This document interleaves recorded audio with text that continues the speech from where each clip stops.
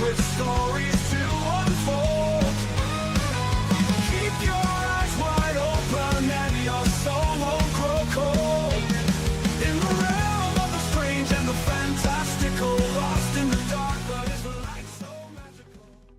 It seems ages since I played that that intro. Anywho, hey up, it's Steve from the Old Yorkshire Geek, and welcome to, I don't know, is it a special? I don't know, I don't do them very often. A live news stream, a midweek live news stream, because I've found some news items that I just found interesting, so I thought, sod it, I'll do a live stream about it. So that's what we're going to do. Right, but before we start, don't forget to like and subscribe, share the video, drop a comment, hit the notification bell if you're subscribed already. If you can hear music, I'm just trying out the background music thing on StreamYard. And Adam Gamer's here, saying good evening Adam Gamer. Go and subscribe to Adam Gamer's channel, and do likewise to Windgrace's channel. Time for the olds. I'm not sure what that means. But I am very old. I am very old. Very, very old. Well, I feel it anyway. What was I saying? Where was I? Oh, I'm in the midst of my thing, wasn't I? Drop a comment and all that stuff. Explore the description for news olds. Sorry, Windgrace, because I'm thick. News olds. Right. I'm an idiot. I genuinely cannot think laterally. I'm a moron. Anyway, where were we? Explore the description for links for stuff like merch and my books. Amazon Kindle and paperback, which way? That way. And other stuff. Links for I can't remember, my websites and my other channels and all that stuff. Become a member of the YouTube channel and you get early access videos and exclusive videos and exclusive emojis, I don't know, and all that stuff. And super chats and super thanks would be hugely appreciated. Thank you very much. Right. Excuse me.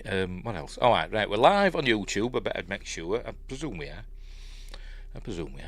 Yes, we're live on YouTube. We should be live on Rumble. Just refresh that. Let's have a look. Yes, we're live on Rumble. So I can close that.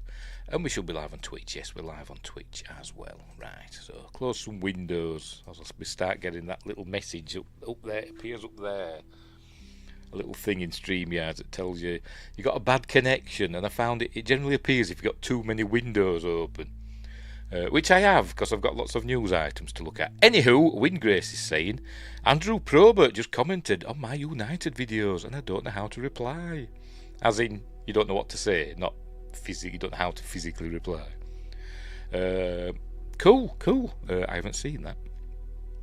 What does he say? I'm going to have a look. Let's have a look, see what he says, see if I can find Windgrace's channel. Go and subscribe to it.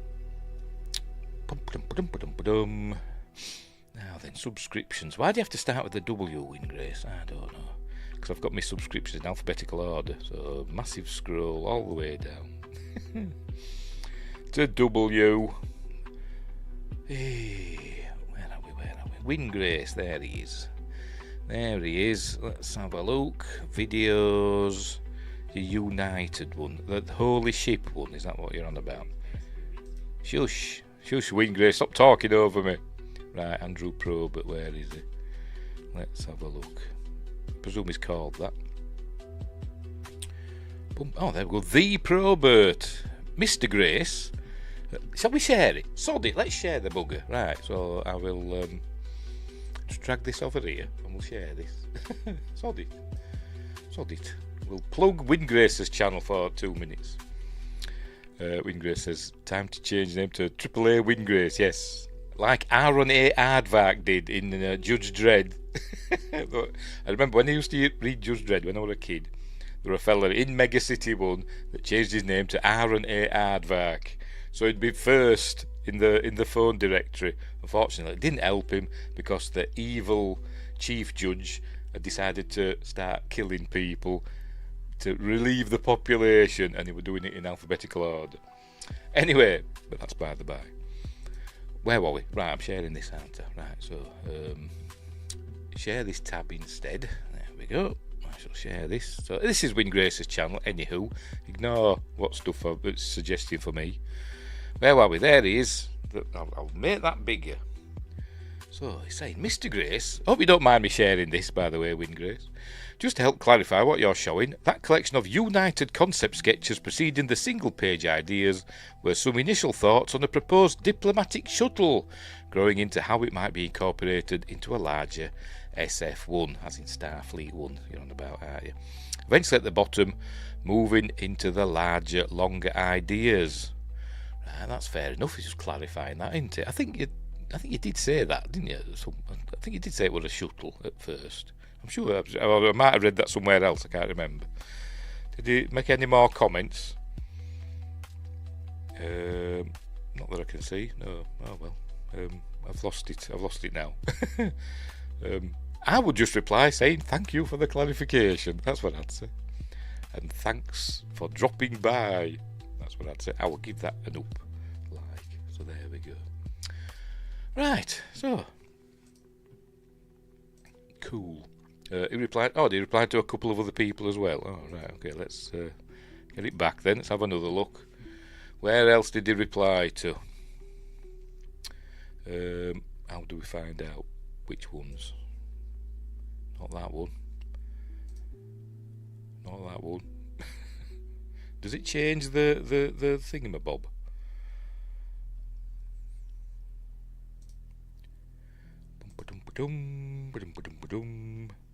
Because that's it showing yours there, isn't it? So we want to see a picture of somebody else.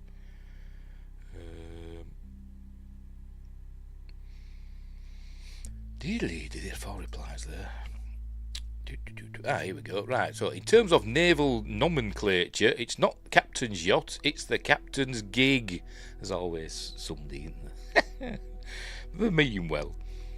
To which Andrew Probert replies, actually 300 years from now I have it on good authority that gigs on starships are called yachts, or as my mum used to call them, yachts, properly to distinguish them from their naval equivalent. So there we go. And he goes on to say, again, 300 years hence, the rank of Commodore was re-established within Starfleet sometime before the Enterprise NCC 1701, possibly because of the Klingon War. In fact, we hear a direct message from a Commodore in Star Trek the Motion Picture. Right, but then they kind of did away with them, didn't they? In Next Generation, and then they brought them back in Picard Season 3, didn't they? Because Geordi were a Commodore all of a sudden. But anyway, because I think in Next Generation, that the Berman era, essentially I think they'd done away with Commodores and made them just admirals, hadn't they? The lowest rank of admiral. I'm sure that's how it worked out. Because I don't think we ever saw a Commodore in TNG. Windgrace is going to correct me. Is there any others? Let's have a look. Oh, might be here somewhere. I don't know. No. I'm just checking for Proberts. Sounds a bit dodgy, doesn't it? No, I think that might be it.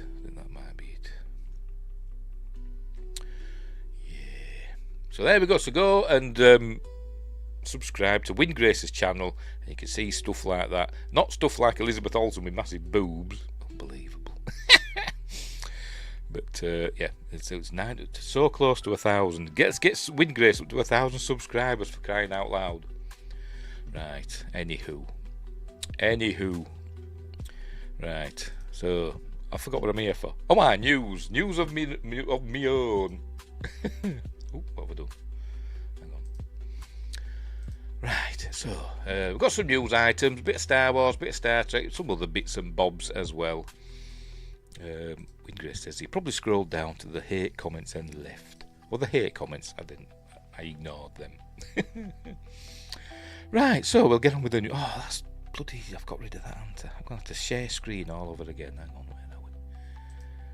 Right, I'll do it like that.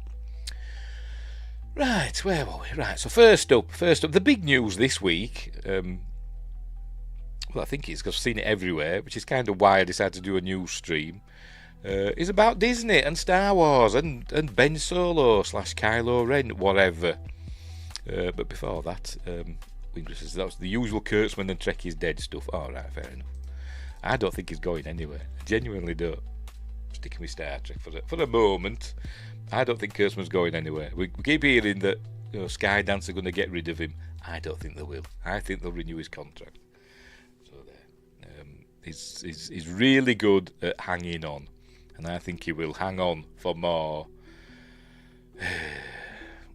Unfortunately, I don't want him to. I want him to sod off, and I want to get something new in. I want this Star Trek United thing to get up and running, or Star Trek Legacy without Kurtzman and Secret Hideout being involved. I want it to be like new Star Trek, nothing to do with Kurtzman and Secret Hideout. But I don't think that's going to happen. I think Secret Hideout and Kurtzman will be around for quite a while. Right, so let's get on with the rest of this news. So first up, I'm sure I've forgotten something. No, I think I've done everything. Done all the intros, haven't I? I mean, we're 10 minutes in, for Christ's sake. We've plugged Windgrace's channel. So we'll get the first news item up. Well, that's what we'll do. There it is. Why Disney, from Hollywood Reporter, Carly Thomas reporting. Big news of the week: why Disney shot down Adam Driver's Ben Solo Star Wars sequel, It Is No More. And it seems to me this is people have been jumping onto the Bob Iger's a baddie, Kathleen Kennedy's a saint bandwagon for some weird reason. But anyway, never mind. The actor claimed that Lucasfilm initially loved the idea for the Steven Soderbergh directed sequel, which would have taken place after 2019's The Rise of Palpatine. And there he is. I think that's in... it's in The Rise of Skywalker. I think that's in... because in Last Jedi, he had like a thing on, didn't, like a silver thing there while they were healing up. Anywho, right, whatever. Adam Driver has revealed that Disney shot down a Star Wars sequel centred on Ben Solo, despite Lucasfilm being on board. The Oscar-nominated actor, who played the son of Han Solo and Leia Organa, and the grandson of Anakin Skywalker, aka Darth Vader, and later turned into the villain Kylo Ren, recently detailed the sequel idea during an interview with the Associated Press. He says, I was always interested in doing another Star Wars, Driver said. Worry though. I had been talking about doing another one since 2021. Kathleen Kennedy, president of Lucasfilm, in case we hadn't realised, had reached out. I always said, with a great director and a great story, I'd be there in a second. I loved that character and loved playing him. Okay. Didn't get a great director and a great story with Last Jedi, did you, mate? Or Rise of Palpatine. But I still maintain that Force Awakens were an enjoyable flick, even though it did annoy the hell out of me, and I'm well aware of its drawbacks. But I still kind of enjoyed it, and I still do, but to a lesser degree than I did at the time. Anywho, the Megalopolis actor, that is a fantastic word, isn't it, by the way? Megalopolis. Actor said he eventually took his idea to filmmaker Steven Soderbergh, adding that the film would have taken place after 2019's The Rise of Skywalker. What did Steven Soderbergh direct? I know he's a super famous director, but I'm blanking on... But he did more like dramas and stuff, didn't he? Rather than, epic sci-fi. But anyway. Driver also starred in 2015's The Force Awakens and 2017's The Last Jedi. After Soderbergh and Rebecca Blunt outlined a story concept, they tapped Scott Zed Burns, yes, I'm saying Zed, to write a script, which Driver described as one of the coolest expletive scripts I have ever been a part of. I'm guessing in expletive he said blinking or blooming. One of the most coolest blooming scripts I had ever been a part of. The House of Gucci star continued, we presented the script to Lucasfilm. They loved the idea. They totally understood our angle and why we were doing it. I'm not getting, though, that, they said we want to do this, and then Disney stepped in and said no. Maybe we'll get to that, I don't know. Oh, I was going to say that in a minute. I should read articles ahead, shouldn't I? While everything seemed to be moving full steam ahead at that point, there were a few more people Driver needed on board for the film, which was tentatively titled The Hunt for Ben Solo, to fully come to life. I thought he died. Spoilers in last Rise of Palpatine. Anyway, however, I can't remember what happened at the end. What did she do with the body? Because he died. They died on Exegol, didn't he? When they were dealing with. He gave his life to save. Rey died, didn't she? And he gave his life to bring her back to life. And I can't remember what happened to him. What happened to him? Did he fade away, become one with the Force, or I don't know? Or did she bury him? I genuinely can't remember. Anyway. However, things didn't go to plan once they presented it to Disney execs. We took it to Bob Iger and Alan Bergman, and they said no. So I just sitting there behind the desk like that. No. They didn't see how Ben Solo was alive. Exactly. And that was that. Driver recalled. His character Kylo Ren has a redemption arc across the trilogy and ultimately dies at the end of The Rise of Skywalker. He didn't have a redemption arc across the trilogy. He had a redemption arc across the last half of Rise of Palpatine. Sorry, I said it wrong, didn't I? But anyway, he added that though the sequel idea was really cool, he noted, it is no more. It has ceased to be. Like that parrot sketch. So I can finally talk about it. Soderbergh, I don't want to say Soderbread, also wrote in a statement to the Associated Press, I really enjoyed making the movie in my head. I'm just sorry the fans won't get to see it. The Hollywood Reporter reached out to Lucasfilm, but they declined to comment. And yeah, apparently Kathleen Kennedy were all for it, but it were Uncle Bob and Alan that said no. Apparently they're the bad guys. But maybe they'd seen that Lucasfilm can't make a Star Wars film to save their lives, and they thought, sod it, we're not doing it, we're not giving you another 200 million. We'll give you loads of money for crappy Star Wars TV shows instead. Because they didn't say no to the Acolyte, did they, for Christ's sake? Anyway. So there we go. We're not going to get a Ben Solo film. I think we may have dodged a bullet there, to be completely honest. But it'd be interesting to see how they would have brought him back to life. But nobody's ever really gone in sci-fi, either. Was it Mark Hamill that said that? It might have been. Wingrace says, go to the movies. When I said that, I was reminded of Kathleen Kennedy and the Pokemon Go. Pokemon Go to the polls. Grogu to the movies. Yes, that's coming, isn't it? Is that in May? It is, isn't it? They've kind of gone back to the May slot, haven't they, for Star Wars rather than December, because they're trying to get the oldies back. Yeah, so there we go. Anyway, so that's it for a Ben Solo story. As I said, I think we've dodged a bullet there, to be completely honest. It would have been poo. I think it would. Even though Ben Solo / Kylo Ren were probably the most interesting character in the sequel trilogy. Not probably, he was the most interesting character in the sequel trilogy. And Adam Driver probably the best actor in the sequel trilogy. So maybe it'd been good, but I doubt it. Right, so we will move on to the next story, which is another Star Wars one, and I might get angry at this one, so I'll share that tab. And off we go. This is from Dexerto. How much profit did Disney's Star Wars movies really make? And I bet they get it wrong. I bet they do. There's speaking of Rise of Palpatine, there's the I like Daisy Ridley. I really, really do. As Rey in Rise of Palpatine. I like that film. You know, The Cleaner. Or was it just called Cleaner? I think it was called The Cleaner, wasn't it? That she were in. I really like that. Directed by Martin Campbell of James Bond fame. GoldenEye, Casino Royale. Zorro films. He did one of the first Zorro film, didn't he, with Antonio Banderas. He also did Green Lantern, but we won't hold that against him. Yeah, I liked The Cleaner. I thought it was a good film. I really enjoyed it. Anyway, Right, so who's telling us on Dexerto? Daisy Phillipson, talking about how much profit did Disney's Star Wars movies really make, and I bet they get it wrong. I bet they do, because not all of them did.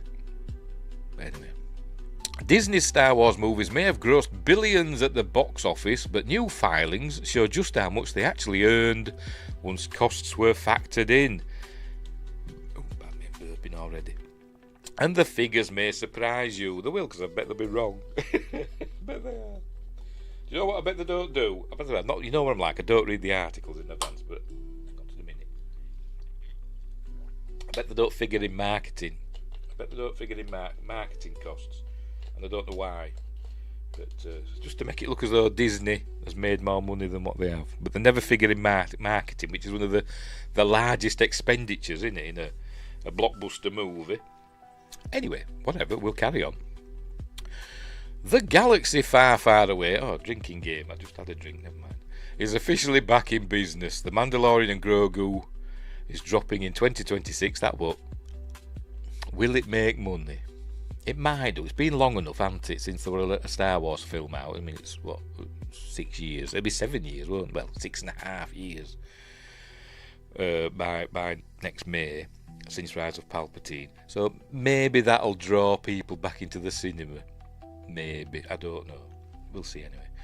Marking the franchise's first theatrical release since 2019's The Rise of Palpatine, followed by Sean Levy's Starfighter in 2027. I don't think that'll do well either, to be honest. I think maybe Starfighter will do better than The Mandalorian and Grogu, because normies, your regular people, will be saying, what the hell's a Mandalorian and a Grogu? Why is it connected with Star Wars? I don't know, but anyway. Adam Gamer says, have you got a Discord link? No, I'm afraid I haven't. I am a member of Discord, but I don't do anything with it. I joined it for the bloody, why am I blanking?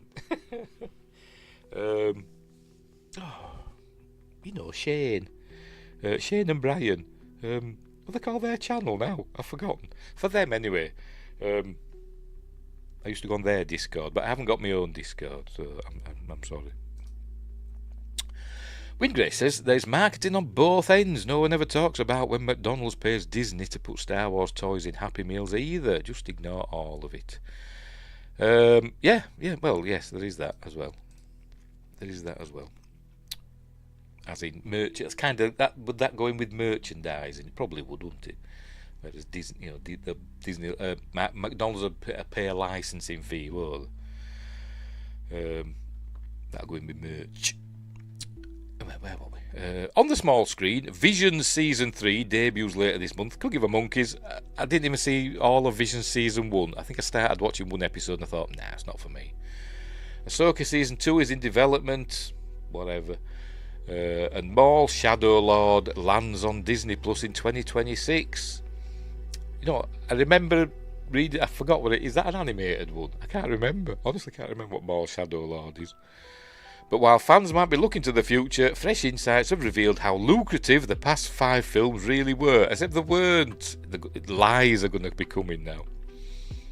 In the US, the budgets of movies are kept quiet as studios combine the costs in their overall expenses. But in the UK, where the Star Wars films were shot, these figures must be provided if a company wants to earn a reimbursement. Forbes has run the numbers, probably wrong, and revealed how much each of the films made. Surprisingly, the most expensive entry, The Force Awakens, was also the most profitable, gaining more than $500 million. Yeah, fair enough, because it did make $2 billion at the box office, didn't it? Here's a list of movies, how much they cost, and their profits. So, Force Awakens budget $639 million. $639 million for a film, and that's before marketing. Profit $500 million. But is that accurate? I don't know. Maybe, I don't know. I'm trying to work it out. I don't think it is, because I don't think they're working it out right. Well, I won't go through them numbers. The numbers are there. Seems saying Solo, Star Wars story. Profit. No, it didn't make a... Solo lost money. It's in Rise of Palpatine. had a smaller profit than... Oh, no, that's minus. So it's a minus, so it did lose money, sorry. I didn't notice the minus there. So, yes, Solo lost money, 103. Minus 103. Fair enough. I'm not getting angry now. Released in 2015, The Force Awakens cost an eye-watering $638.9 million. There's been news, hasn't there, recently that Rise of Palpatine, that says there, cost $593. It was the third most expensive film ever made after Force Awakens. And what was the other one? Oh, Jurassic World Dominion, of all films. Yeah. Anyway.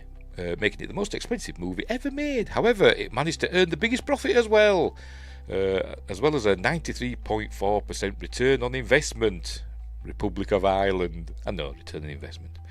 Its success was no doubt fueled by massive anticipation.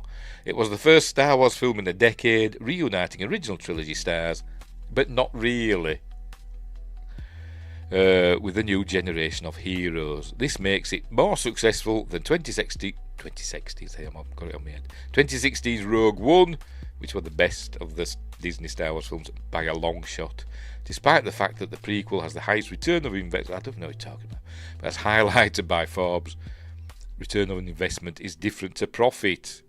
There's Rogue One. Great film. It's calculated by comparing the net profit with the cost of the investment. Disney's acquisition of Lucasfilm cost $4 billion, and Rogue One was the cheapest to make, hence it has the highest return on investment. They're just waffling, aren't they?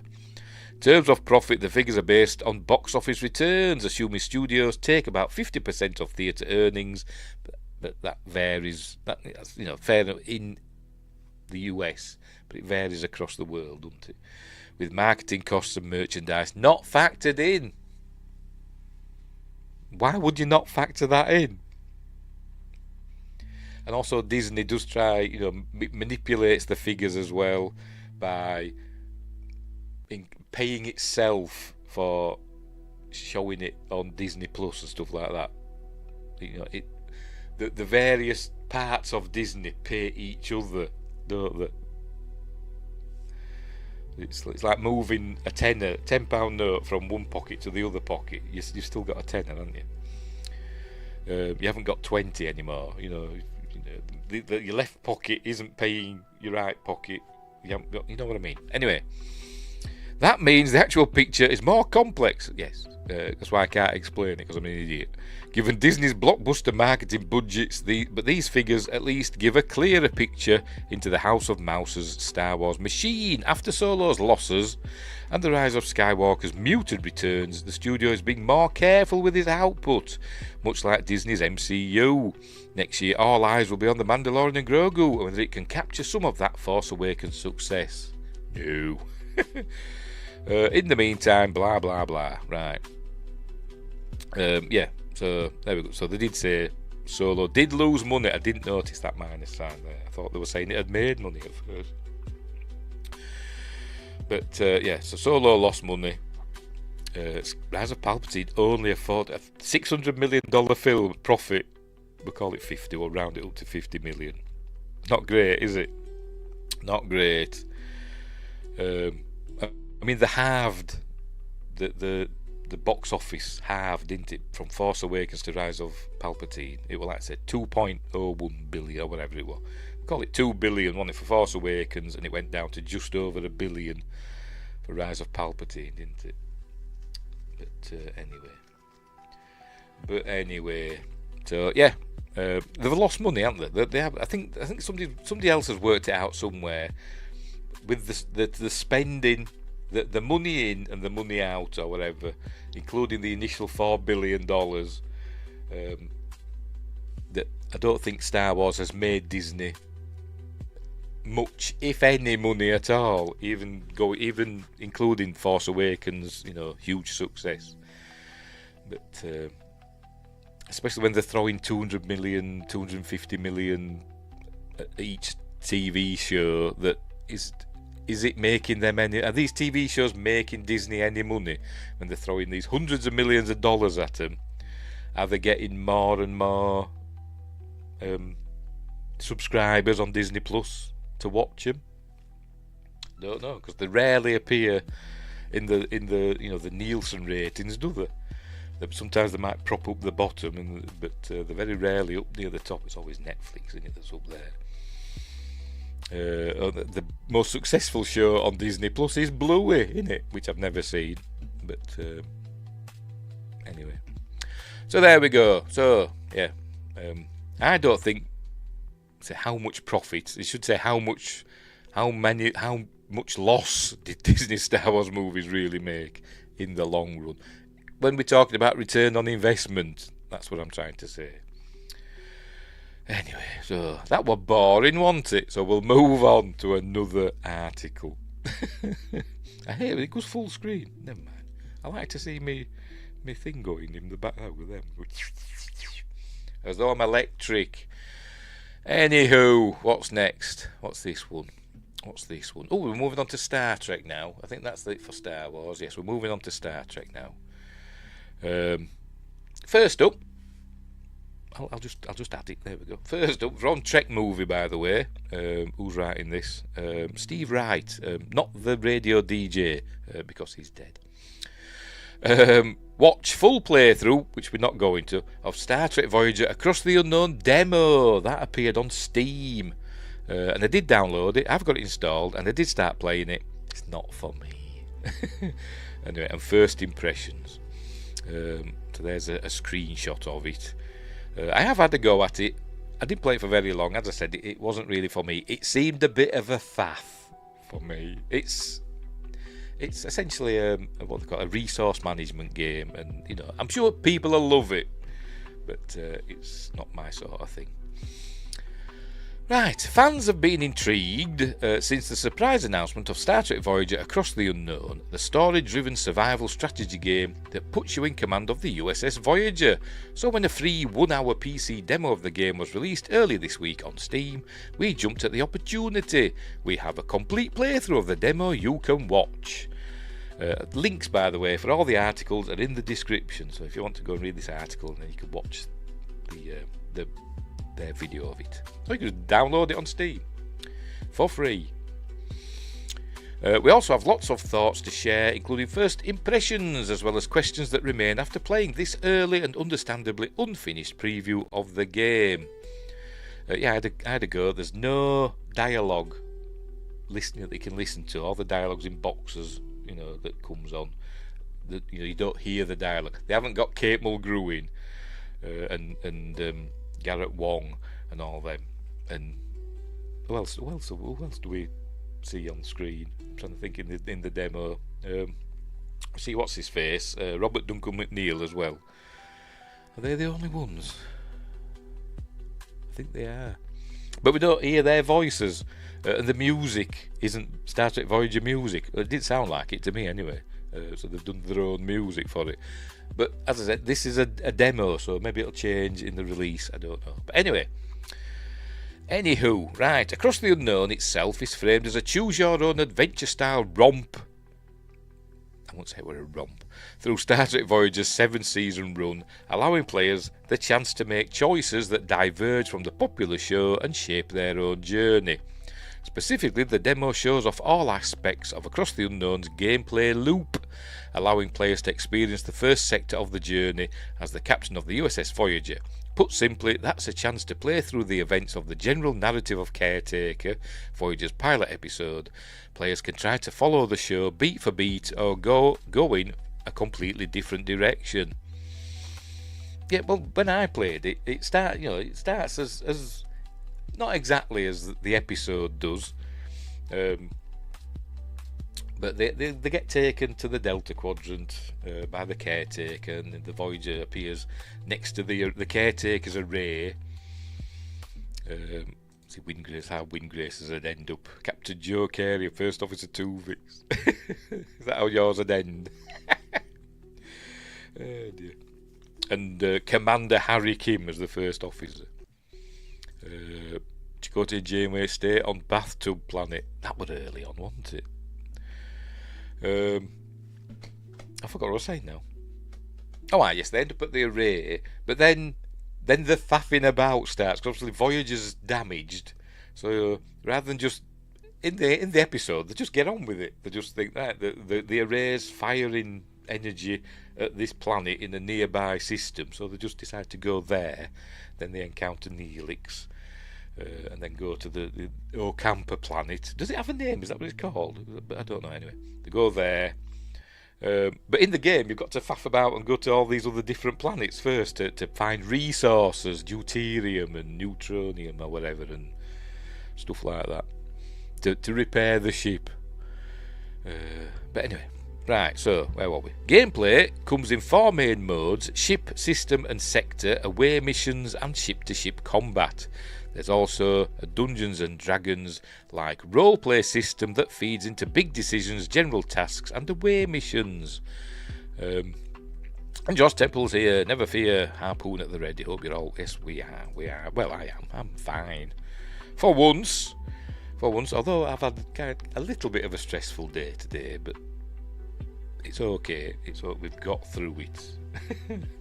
But anyway, the joys of raising an autistic son. But we've had a visit from, officials, you might say, I don't know, but to help us. But anyway, so hopefully something will happen, and maybe I'll get some help, we'll see. Anyway, where were we? We get into all of that below, though. If you want to get straight to the good stuff and check out a full demo playthrough of Star Trek Voyager Across the Unknown, you can look directly below for that. As in Steam recording fashion, sound starts to speed up a bit as compared to visuals. I never noticed, to be honest, starting around the 28-minute mark. Oh, maybe I didn't get that far. Bad me. But it doesn't get too terribly out of sync. You'll lose sound right near the end. So hopefully it's not too distracting. I'm a writer, not a video editor. And there's the video, but not watch it. I'll show you a little bit. Shush. I won't play the audio either. Right? I'll stop it. I didn't mean to do that now. I'll just show you it. Right, there we go. So there we go. There's Voyager going around. Whatever that is, some fur ball in space. It's that sort of stuff. There they are, they're at the array there. Let's go back a bit, because it shows the bridge somewhere. There we go. That's it. You don't hear the voices; they just pop up, and you've just got to read stuff and fix things. But yeah. Anyway, right. Moving down. So, as I said, links in the description. Across the Unknown begins with a number of short, beautifully cut scenes that portray the USS Voyager's course through the Badlands and into the Delta Quadrant.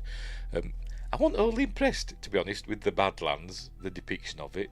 As I said, maybe it's unfinished, maybe it'll look better in the final one, but it looked a bit, I don't know, crap. A bit shiny. The Badlands were shiny. That when the energy vortices that ships have got to avoid, they looked a bit shiny to me, but anyway, and bland. Anyway, where were we? While its soundtrack has several Voyager adjacent musical stings, I never noticed.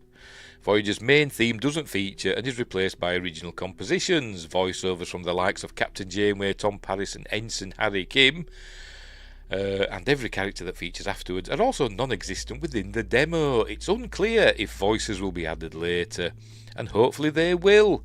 Otherwise there's a lot of reading involved in this game, which includes cutscenes like the one that starts the game.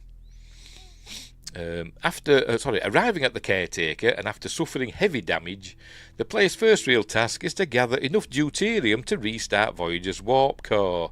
This involves gameplay at the system level, scanning planets, asteroids, derelict ships and other phenomena to find resources.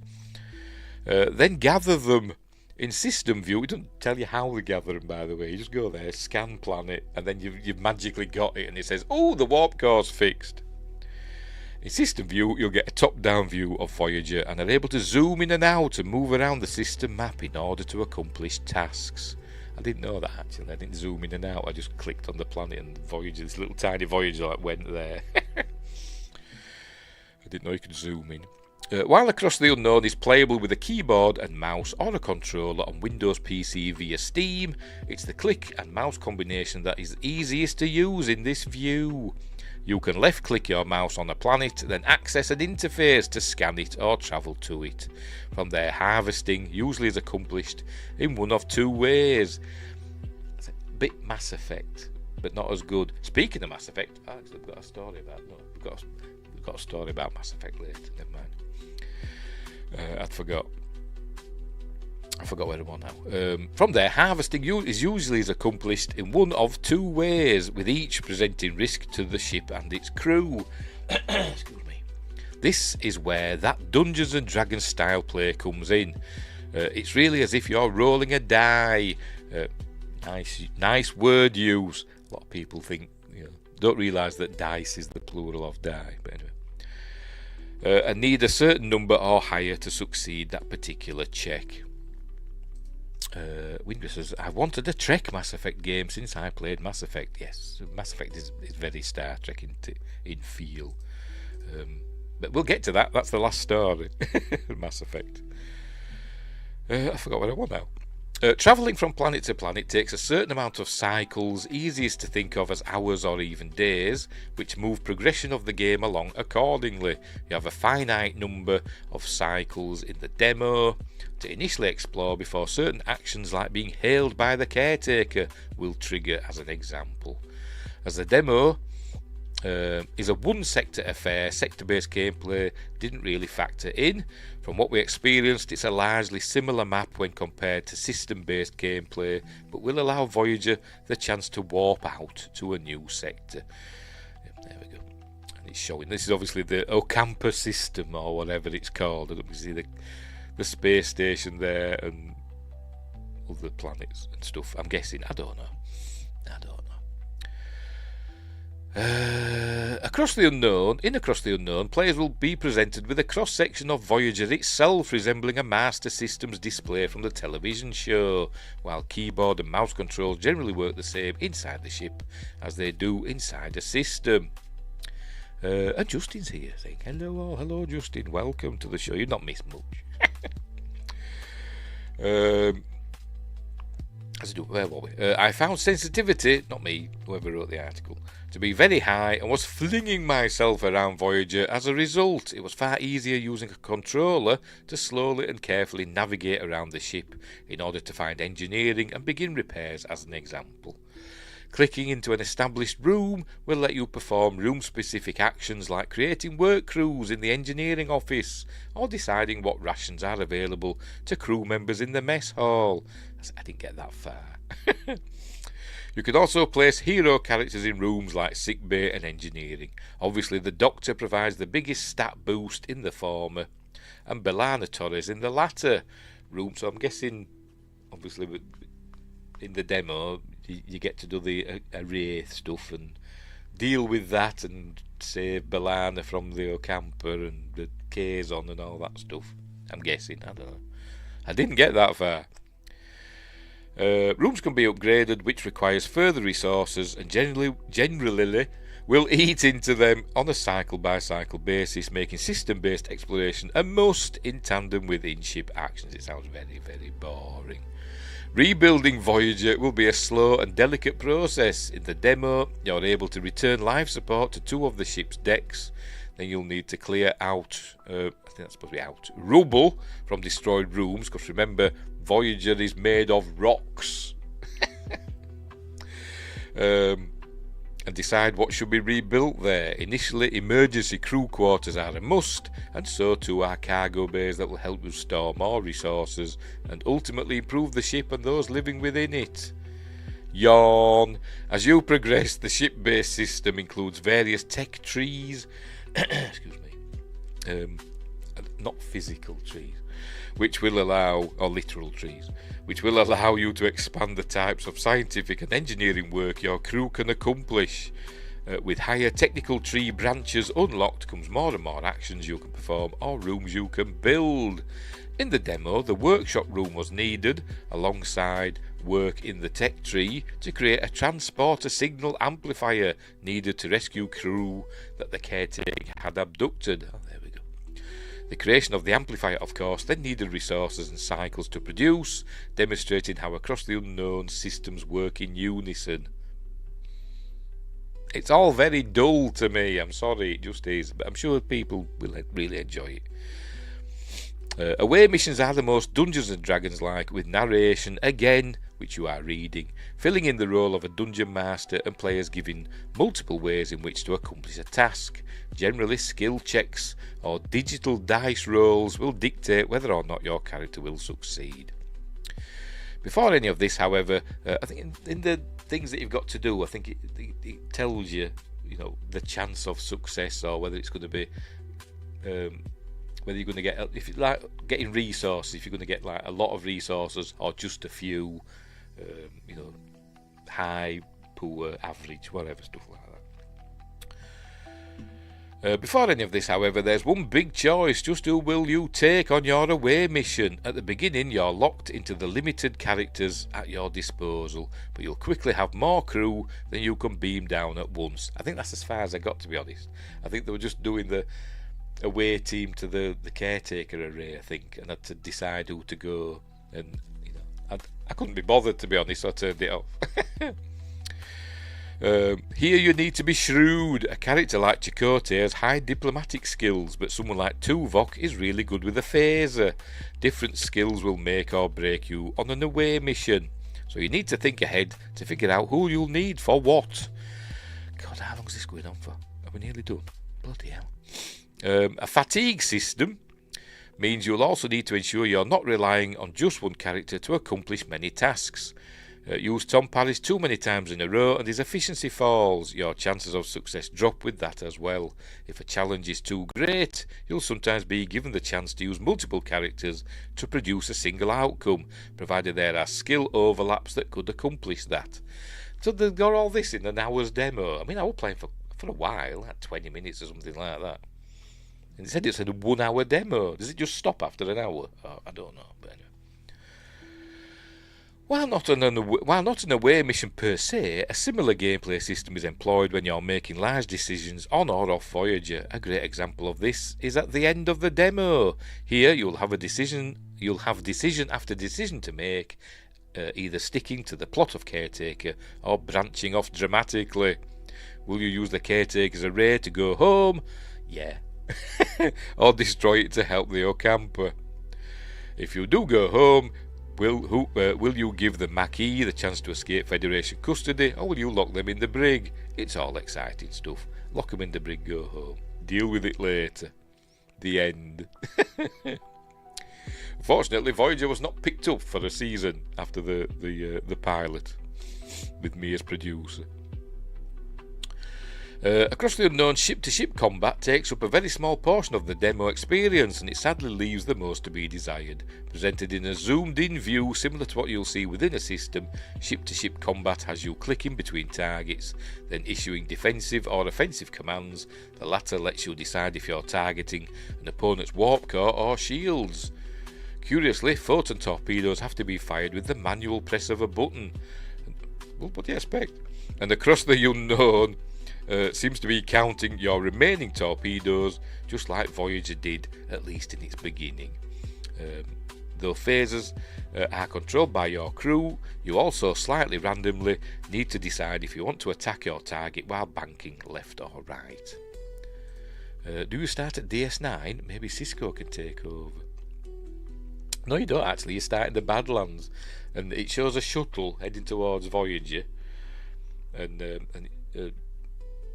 Janeway's text appears, dialogue saying, "We're just waiting for Tom Paris and Ensign Harry Kim to come aboard."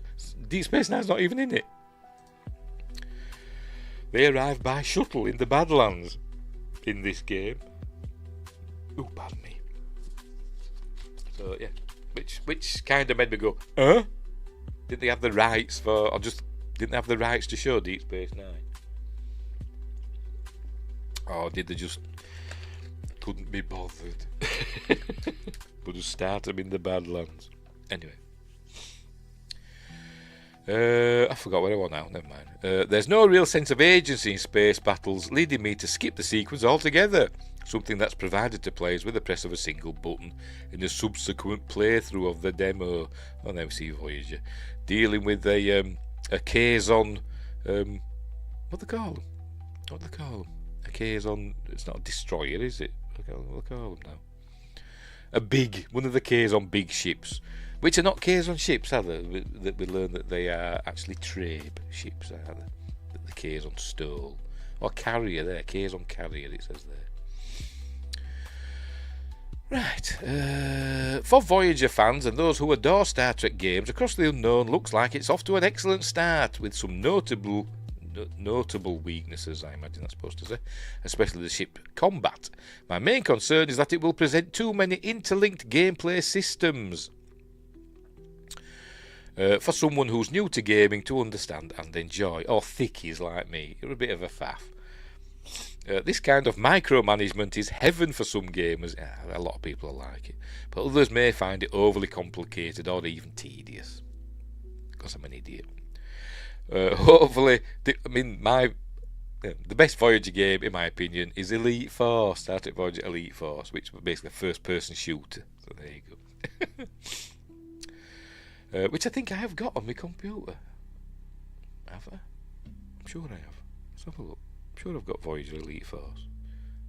If I do this, will it make it go away? No, right. Is it there? Could have sworn I'd installed it. Maybe I uninstalled it. I don't know. I can't remember. I haven't got a shortcut to it on my desktop. I must have uninstalled it for some weird reason. Come on, you silly thing. Oh, I'm pressing the wrong button because I'm stupid. Right now. I forgot what I want now. Tedious. Hopefully, difficulty settings will be available, allowing for non-gamer Trek fans to engage with this in strictly a choose-your-own-adventure style, possibly with a story mode style of gameplay. All we want is a Mass Effect Trek and a remaster of Elite Force, essentially.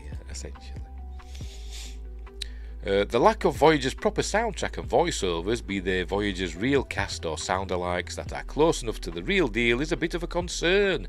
This is another big question, and I'm hopeful that they're on the way, and part of an announcement that will follow. The likes of Kate Mulgrew, Robert Duncan McNeil, Garrett Wang, even though we called him Garrett Wang and he didn't at a convention, and my son, hello Garrett Wang. He didn't say anything. And the rest of Voyager's crew are no strangers to voiceover work, of course. Star Trek Elite Force is a perfect gaming example, and it's a great game. But sound-alikes can also get the job done. Like, how do you pronounce, is that just pronounced Peter? Peter, I don't know. Peter Michael's excellent performance as Spock for 2023 Star Trek Resurgence. Admittedly, although it did sound a bit weird. I did say at the time, didn't I, that Spock did sound a bit weird in that. Anyway, admittedly, there are parts of the demo that are, because I said it sounded a bit like, although he had a mouthful of stuff. Anyway, admittedly, there are parts of the demo that are a little rough around the edges. For example, I was given a sub-task to perform by Neelix, though he hadn't actually arrived on ship by that point.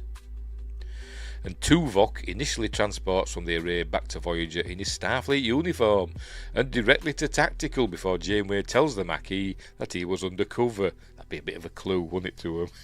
if he's in his Starfleet skivvies. Developer Game Excite makes it clear this pre-release demo does not represent the final quality of the game, so there is plenty of time for further polishing before the full release. I bet it done though. I bet it releases more or less like the demo. Across the Unknown isn't expected until next year, so isn't done refining or addressing the player feedback that this demo will certainly provide. Star Trek Voyager Across the Unknown doesn't have a specific release date as yet, but is planned for Windows PC, Xbox Series X, SX, PS5 and PS5. Is it not going to Switch? Our impressions were based on a free PC-only demo, which is now available on Steam. Is that it? There's the trailer for it, and you can watch their gameplay up here somewhere, wherever it is. There it is. Wingray says, rewatching the 2009 movie. Nimoy sounds very dentury. Well, he'll get it on a bit. And his eyes have his eyes shrunk as he got older? As he got older, Leonard Nimoy's eyes got like tinier and tinier. Very, weird. Anywho, Bless him, he's a legend. So there we go. So that's Star Trek Voyager Across the Unknown. You can download it. I think it is. Is it still on me? I've got it in my Steam. I ain't got a. Have I got a link? Oh, there it is. There's me. My link on my desktop. Not that you can see it. I'm just saying. Yeah, you can download it for free. The demo on Steam. So there we go. And yeah. Maybe I'll go back to it and try a bit more, but I probably won't. But anyway, so there we go. So that's that. I don't think much will change with the actual release. I bet it carries on with different music and no voice actors. I bet it does. But anyway, and other things will be ironed out. You know, the problems that they mentioned. You know, with Tuvok and Neelix and that. But I think I don't think we'll get the voices, or if we do, it won't be Kate Mulgrew, etc. But anyway, did you ever play the Stargate game? I started it, but for some reason I couldn't get it to work properly. It is on. I think it is on my channel somewhere. I did stream me playing it, and I just kept dying. I couldn't do a certain part of the game because I couldn't make my character turn or get a view to do what I was supposed to do in this game. I don't know why, because I watched somebody else play it on a YouTube thing, and I saw the camera were moving about, and I couldn't get it to do that for some bizarre reason. I don't know why. I think I was playing with a controller. I think, can't remember. But yeah. So yes, I did try. I forgot what they called it now. Timekeepers. What it called that? Something like that, wasn't it? Yeah. So I didn't get very far in that either. I'm rubbish. So there we go. Anyway, so that's that. Right, moving on. I think we're still on Star Trek. Speaking of Star Trek United, as we were earlier on Windgrace's channel, go subscribe. I'll share that tab as well. Oh, this was from Screen Rant. Share it. We're speaking of Star Trek United. Scott Bakula's new Star Trek show. They're getting a bit presumptuous there, aren't they? I mean, it's just like it's up in the air. Well, it's not up in the air. It's not. It's just people are saying, "I would like to do this." So it's as much of a Star Trek show as Star Trek Legacy is at the moment, isn't it? But anyway. Scott Bakula's new Star Trek show reveals mother of President Archer's son. We can all guess who that's going to be, can't we? Anyway, there's Scott Bakula's Captain Jonathan Archer. He got angrier and angrier, didn't he, as the series went on? And more jaded did Archer's character. Which is fair enough, because he was put through the ringer, wasn't he, in those 4 seasons? Anyway, Scott Bakula, blah! Proposed comeback series set decades after Star Trek Enterprise gets an intriguing update regarding President Jonathan Archer's, Scott Bakula, we know that, children, and who the mother of one of Archer's sons is. Star Trek Enterprise writer-producer Michael Sussman with Scott Bakula created Star Trek United, a vehicle that could bring Bakula back to Star Trek in the same way Patrick Stewart returned, as Admiral Jean-Luc Picard in Star Trek Picard. Unfortunately, seasons 1 and 2 were bloody awful. But anyway, I said that though. Season 1, I didn't despise. I didn't love it, but I didn't despise season 1 until it got to the last episode, which was absolutely terrible. Season 2 was just awful. Anyway, and season 3 were okay. But that's by the by. Michael Sussman conceived Star Trek United as a prestige TV series in the vein of Star Wars Andor, a political thriller set in the late 22nd century, where Jonathan Archer serves as the first president of the United Federation of Planets. It's essentially... I forgot his bloody name now. Sheridan is essentially Captain John Sheridan, isn't he, of Babylon 5, who went on to become president of the Interstellar Alliance, or whatever they called it.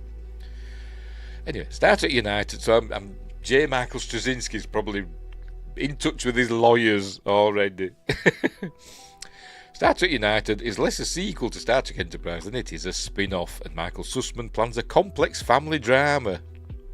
involving President Archer and his 4 adult children who pursue different careers of serving the Federation, perhaps at odds with their father. Yeah, they'll hate him, won't they? They should have had it like Thunderbirds, and he should have had all of his sons doing cool stuff like Jeff Tracy does with his sons. Anyway. Appearing on the Sci-Fanatics podcast, Michael Sussman dropped fascinating new details about Star Trek United, and also reached out to Screen Rant. I noticed one of your Star Trek United, one of the comments on Windgrace's video about it. Well, Star Trek United sounds like a football team, like Leeds United, Manchester United. He also reached out to Screen Rant to confirm the identity of the mother of one of President Archer's children. You can watch the podcast below. As I said, links are in the description for all these stories. One of President Archer's, by the way, Sci-Fanatics is a, I like Sci-Fanatics. I can't remember the name of the fella that runs it, but I always watch Sci-Fanatics videos when they appear. I subscribe to it, so go and subscribe to Sci-Fanatics. He seems like a good chap. Right, there she is. I forgot her name. Erica Hernandez. We saw her a couple of times in Enterprise. She was the captain of the Columbia, the NX-02. And she was, a beau of, thingy was Captain Archer was her beau, her love interest. In Star Trek United, one of President Archer's children serves in Starfleet, and he uses the surname Hernandez instead of Archer, so instantly friction. Mike Sussman confirmed that the mother of Archer's son, who is a Starfleet officer, is Captain Erica Hernandez. Ada Maris. Nick, yes, that's the fella. That's the fella at Sci-Fanatics. Nick, yes, thank you. Seems a very personable chap, he does. Anyway, Captain Erica Hernandez was introduced in Star Trek Enterprise Season 4, and she appeared in 3 episodes, Home, where she went mountain climbing with Captain Archer, and he had hallucinations of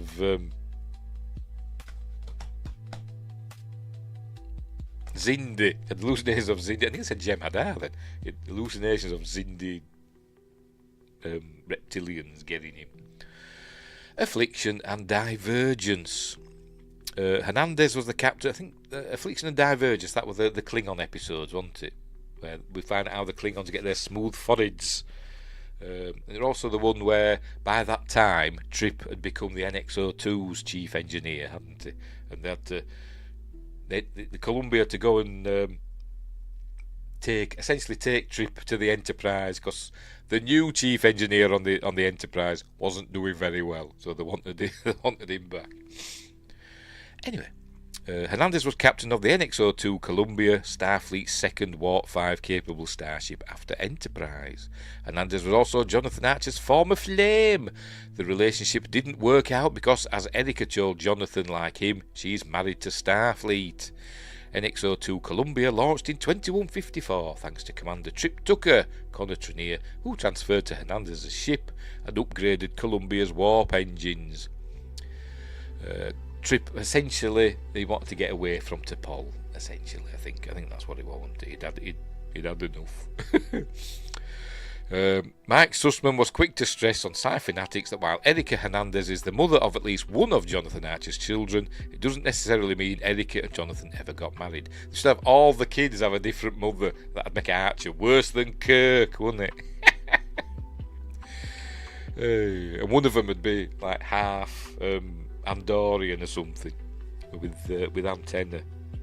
That's what I'd do. Because Archer, Shran has got a family, hasn't he? So maybe Archer seduced Shran's wife, and then we could have another bit, another friction between Shran and Archer. You stole my wife, pink skin. Yeah. Anyway, never mind.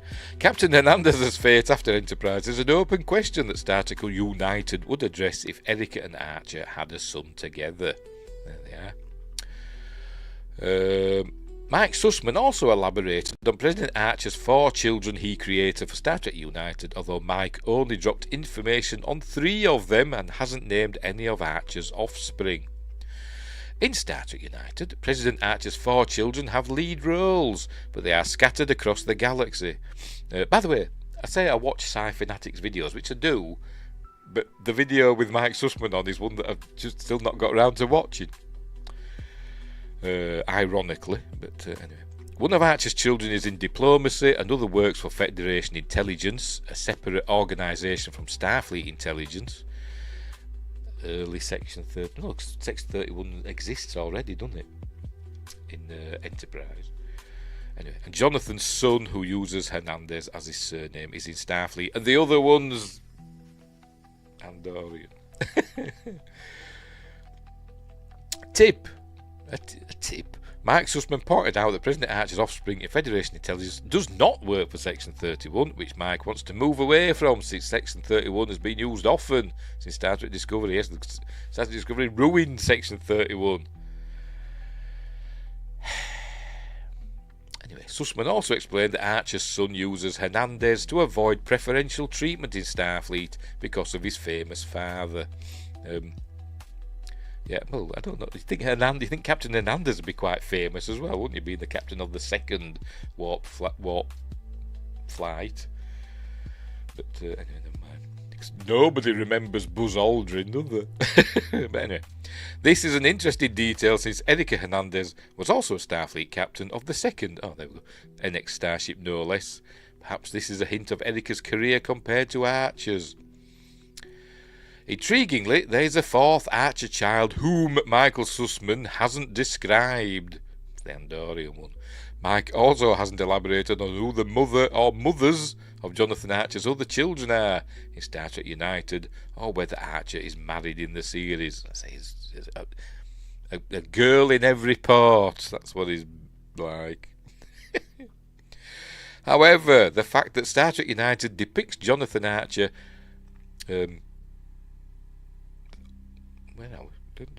the fact that depicts Jonathan Archer has moved beyond the lonely captain of the Enterprise trope, and had children is gratifying, as this is a post-Enterprise life that has eluded many of Archer's successors, like Captain Christopher Pike. Well, he ends up in a bloody wheelchair, doesn't he? Captain James T. Kirk, who dies under a bridge. Anyway, this is from the last episode, isn't it? These are the Voyagers, because he's getting ready to the formation of the Federation, isn't it? Anyway, Mike Sussman has only revealed dollops of information about Star Trek United, and Sussman is quick to remind eager fans that Star Trek United is just a delightful fantasy right now, and not a real TV show in development at Paramount Plus. I bet it ends up being a comic instead. Bet it does. However, legendary concept artist and designer and Windgrace's best mate, Andrew Probert, has been working with Sussman on designs for President Archer's new starship, tentatively dubbed Starfleet 1 or Federation 1, so various details about Star Trek United are being prepped in case the series is greenlit. Star Trek United centres on Jonathan Archer and his family, but Mike Sussman has ideas on how to bring back various characters from Star Trek Enterprise, depending on the actors' availability. We want Shran and Tucker. I think it's going to mention in a minute. This could include Commander Trip Tucker, as Sussman hints that Trip's death in Star Trek Enterprise's season finale may not have played out like it did in the episode's holodeck simulation, where Tucker sacrificed himself to save Captain Archer from alien marauders. Yes, justice for Trip. Winggrace says, interestingly enough, they pretty much always ignore Enterprise in the comics, even in the crossovers. Weird.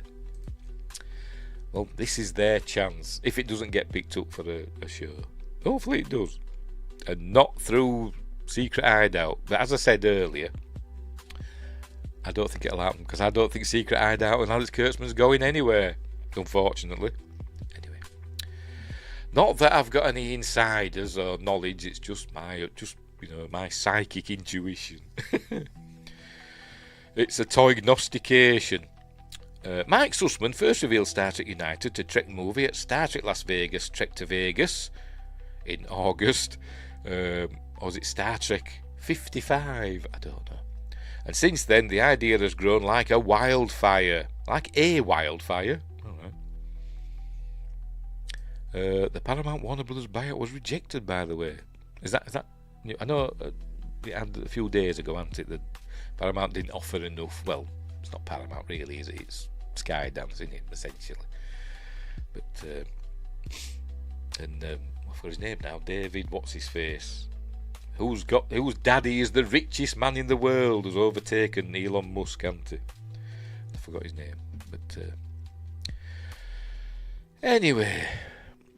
I forgot where we're now. A wildfire. Star Trek's fandom not only wants Scott Bakula to reprise Jonathan Archer, but the concept of Star Trek United is powerful, intriguing, and unlike existing Star Trek series. To bring back Avery Brooks as Sisko to appear to Archer, tell him, you are the Archer, like I was the Sisko, or something. Pardon me. I forgot what I want now. While Star Trek United is just an idea and a potential pitch at the moment, fingers are crossed that the new Star Trek-friendly management of Paramount Skydance will see the merit and potential in Scott Bakula's Star Trek comeback.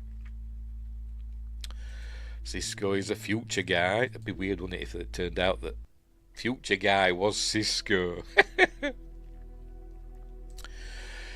It'd be cool. At the very least, fans now hope Star Trek United gets made to learn more about President Archer's family, who the mothers of his children are, and get a clear picture of Jonathan Archer's life after his decade as captain of the NX-01 in Star Trek Enterprise. There we go. So I enjoyed that article, to be honest. Yeah. I hope it happens, Star Trek United. There we go. I hope it happens, and as a separate Star Trek to what Secret Hideout and Alex Kurtzman's doing. So, but we'll see, won't we? We'll just have to wait and see. Anyway, but we've got Star Trek Academy to look forward to, haven't we? Gary on Nerdrotic, I think it was yesterday. On Real BBC, we're talking about Star Trek, and I think he was told, because he kind of had a little bit of a relationship with Terry Matalas, as in the met and talked and stuff like that. And I think he said when they were talking about Star Trek Legacy, they proposed it to Alex Kurtzman, and it essentially made him an offer that he just had to refuse. He said, yeah, you can make it, but you're not going to get any budget, and you'll have to go film it in like Eastern Europe or somewhere, where it's cheap to film.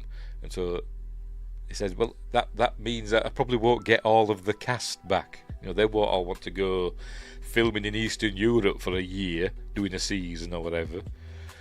But yeah, that's what Gary said on Nerdrotic yesterday. Anywho, so that's that. Right, what's next? X-Files next, so we'll move on to that. Right, here we go. I think this is a short one, I think. Is it? I think it might be a short article. It might not, I don't know. I'm just going by the size of the the bar at the side. Right, where will we share this tab instead? Hang on, before we go. I remember Jerry Wingrace. I remember Jerry Ryan saying she was offered a show, but it would only be her, so she said no. There you go. I mean, would that have been Legacy? Because she wanted to do Legacy as well, didn't she? I think others did as well, didn't they? Wanted to do Legacy, but let's say what Gary. I don't know if it was true or not, but what Gary said when he spoke to Terry Matalas, I think it was Terry Matalas he got the information from, that Alex Kurtzman said to him, you get no budget essentially, but he didn't get a lot of big budget, did he, for season 3 of Picard? Apparently the budget was miles less than what Discovery were getting. I don't know what it was. I've heard people say like $1 million an episode, but I don't know if that's true or not. Seems a bit low, that, but That's what TNG cost back in the day, $1 million an episode. So, but anyway, it might be. But he said, no budget, and you'd have to go film in like Eastern Europe or somewhere. Not up at is it called Pinewood up in Canada, up in Vancouver, where the film Star Trek these days. Anyway, right, what we're doing? X-Files, right. Add to stage. There we go. Ryan Coogler, who's what's this on? Sci-Fi now. Scott Davis says Ryan Coogler talks about his reboot of the X-Files. Oh no, it's Ryan Coogler. I was actually thinking of I forgot his name now. Him that did the Twilight Zone. What did Twilight Zone he did? I think it was, wasn't it? Reboot and films like Get Out and all them. I'm thinking of him, not Ryan Coogler. Coogler has been attached for a while now, with news circulating that the director of Sinners will be part of a new take on the hit series from the 1990s. And there's Scully and Mulder. That's the fella. I would have said Jordan. I couldn't remember if Jordan was his first or last name, but Jordan Peele. Yes, I was thinking of him at first, but no, Ryan Coogler. It has long been reported that director Ryan Coogler did he do the Creed. That was Ryan Coogler, wasn't it? I'm doing that in boxing. I think that was him, wasn't it? Was it? Anyway. And what Ryan Coogler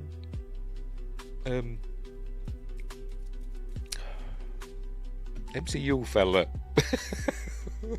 Black Panther, that was Ryan Coogler, wasn't it?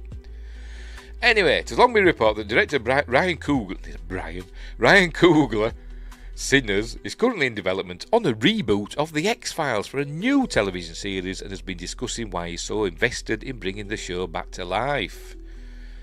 X-Files official trailer 1998, that must be season 6, I think it is, isn't it? Is this where they've come back from Antarctica for after the film?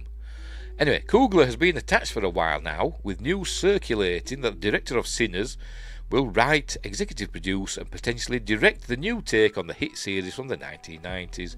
And in an interview with Variety, which I did look up, and it's talking mostly about other stuff, the filmmaker has been talking about his motivation for getting involved in the reboot and how it was his mother's fandom of the original series that led him down the path, telling them, like my relationship with Rocky, oh yes, obviously it was him then, with my dad, the X-Files is one of those things with my mom.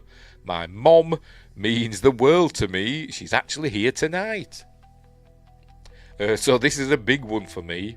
I want to do right by her and the fans. My mom has read some of the stuff I wrote for it. She's fired up. Cool.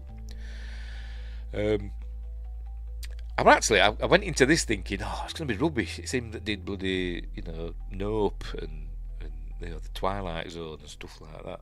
Reboot. And I'm not a big fan of. I think he's overrated, Jordan Peele. I was thinking of him, not Ryan Coogler. So I'm kind of excited now. Why nothing official has been confirmed just yet by Disney, which now owns the rights after their merger with 20th Century Fox, the original studio behind the series. I love X-Files, by the way. I don't watch it all the way through, but I generally watch like the early seasons of the X-Files. Up to, I usually watch like first 2 or 3 seasons, and then I move on to other things. And then I'll wait like a year, and then I'll start again. I'll watch like the first 2 or 3 seasons again. So I very rarely get deep into the series, but anyway, but I still love it. I forgot where I am now. Original studio behind the series. It's expected that Coogler will take on at least one, if not all, the roles aforementioned. When asked about rumours linking BAFTA nominee Danielle Deadwyler, Carry On Till, never heard of, I presume it's a her, with one of the leads of the show, I've no idea who Danielle Deadwyler is. I'm going to do a copy and paste. Sorry, I'm burping because I'm talking. Right, Danielle Deadwyler, American actress. Right, fair enough. What's she been in? Nothing I've seen. But fair enough. It's born 1982, so she's not young then, is she? But anyway. One of the leads of the show, as well as the potential returns of original stars Gillian Anderson and David Duchovny. Coogler answered, "I can neither confirm nor deny." So if they bring them back, it'd be a continuation then, wouldn't it? Not a reboot, unless they bring them back as somebody else, not playing the characters of Scully and Mulder. But that'd be good if it were a continuation that was better than the last couple of seasons that Gillian Anderson and David Duchovny did. Although a couple of those episodes were pretty fun, but it ended on a bit of a whimper, didn't it? I think, did it? I can't remember how it ended. Something to do with their son, wasn't it, William? Is that how it ended? Something happened to him, and I've forgotten. I can't remember. Did he become a baddie or something? I've forgotten. Anyway. The original series aired between September 1993 and May 2002 on Fox and ran for 218 episodes across that time, with 2 theatrically released feature films: The X-Files Fight the Future in 1998, which is really, really good. I really like that film. And The X-Files I Want to Believe, which is really, really bad. It's rubbish. And it's got Billy Connolly in it and all. Anyway, 2008. It's not a rubbish film. It's just not a very good story. It's not a very interesting thing for a movie. It's essentially like an episode of The X-Files. So you watch, you think you're expecting a movie scale thing, and it's just disappointing, unfortunately. Anyway, and we never hear about Doggett and Reyes in it. Although I think Reyes did appear in the later seasons, didn't she? I think she got killed, didn't she? Anyway, I don't know. She ended up working for Cigarette Smoking Man, didn't she? Or something. Anyway, also released. The show returned for the 10th and 11th seasons in 2016 and 2018. Coogler was talking to Variety as Sinners is being re-released in select IMAX cinemas for Halloween. I've heard Sinners is good, but I've not seen it. But I hope this happens. Because I kind of like Ryan Coogler's stuff. Although Black Panther, a bit mid, but never mind. It was him that did Black Panther, wasn't it? I'm going to have to check now. Because you know what I'm like, I get people mixed up. I'm hopeless. Yes, he did do. Yeah, it was him that did Black Panther. But I like the Creed films. So anyway, right. So there we go. Maybe we'll get X-Files. So we may get Star Trek United. We may get X-Files. Will it carry on? Will it be a reboot? Don't know. But anyway, we will see. That's kind of exciting. Right, we'll move on. Next article, we're talking about Tron Ares. I can't remember what I've picked this for. Yes, right. Because Tron Ares is not doing well at the cinema. Your browser has lost connection to. Can you still? Am I still going? It says I am there. Your browser has lost connection to your screen share audio. Try sharing your screen. No, it don't matter about audio, does it? Never mind. And we'll stop sharing again. There we go. And we'll go back into it. There we go. Right. So here we go. Boom. There we go. Tron Ares. Who's this superhero hype? Say that 3 times fast. I see you, but I'm in the shadows nearby. It's just just outside. I thought I heard some rustling in the bushes.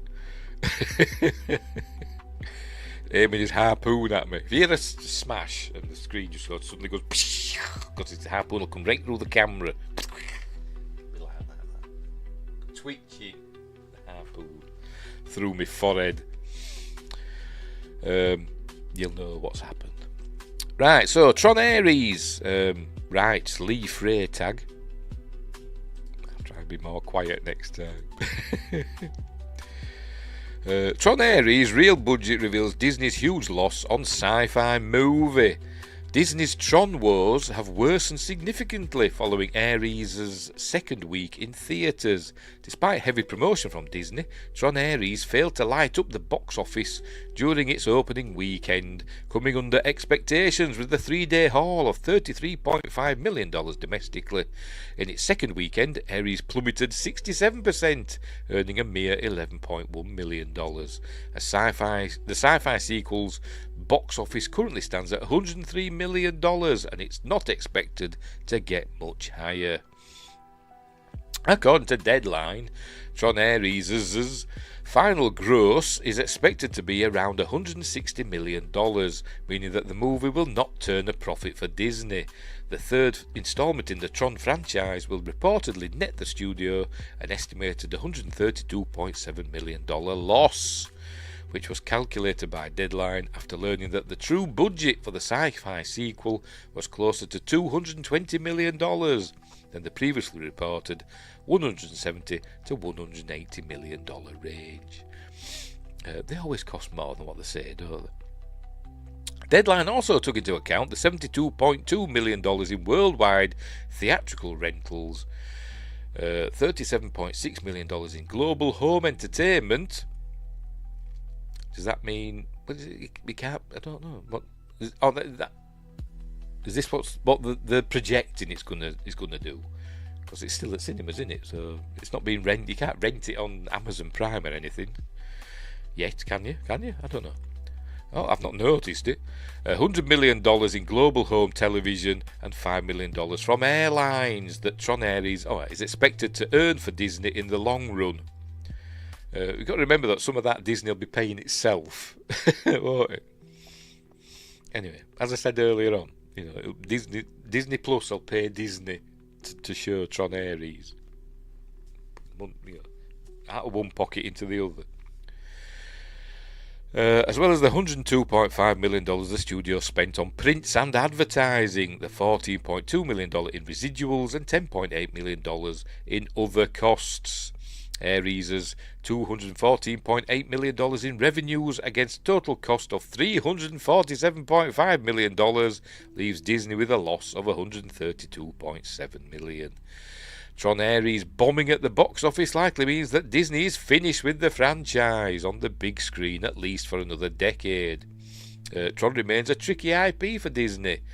I don't know why they keep going back to it, to be completely honest. The original Tron is a classic, but it's not amazing. It's a film I like. And I've watched it a few times. I've got it on Blu-ray and all that. But it's not amazing, is it, Tron? And I felt the same about Legacy. It looked nice, and the soundtrack were cool, and all that. But I don't think it worked as Tron for me. It didn't feel like Tron. Even with the light cycle stuff, it just seemed a bit too modern. But anyway, never mind.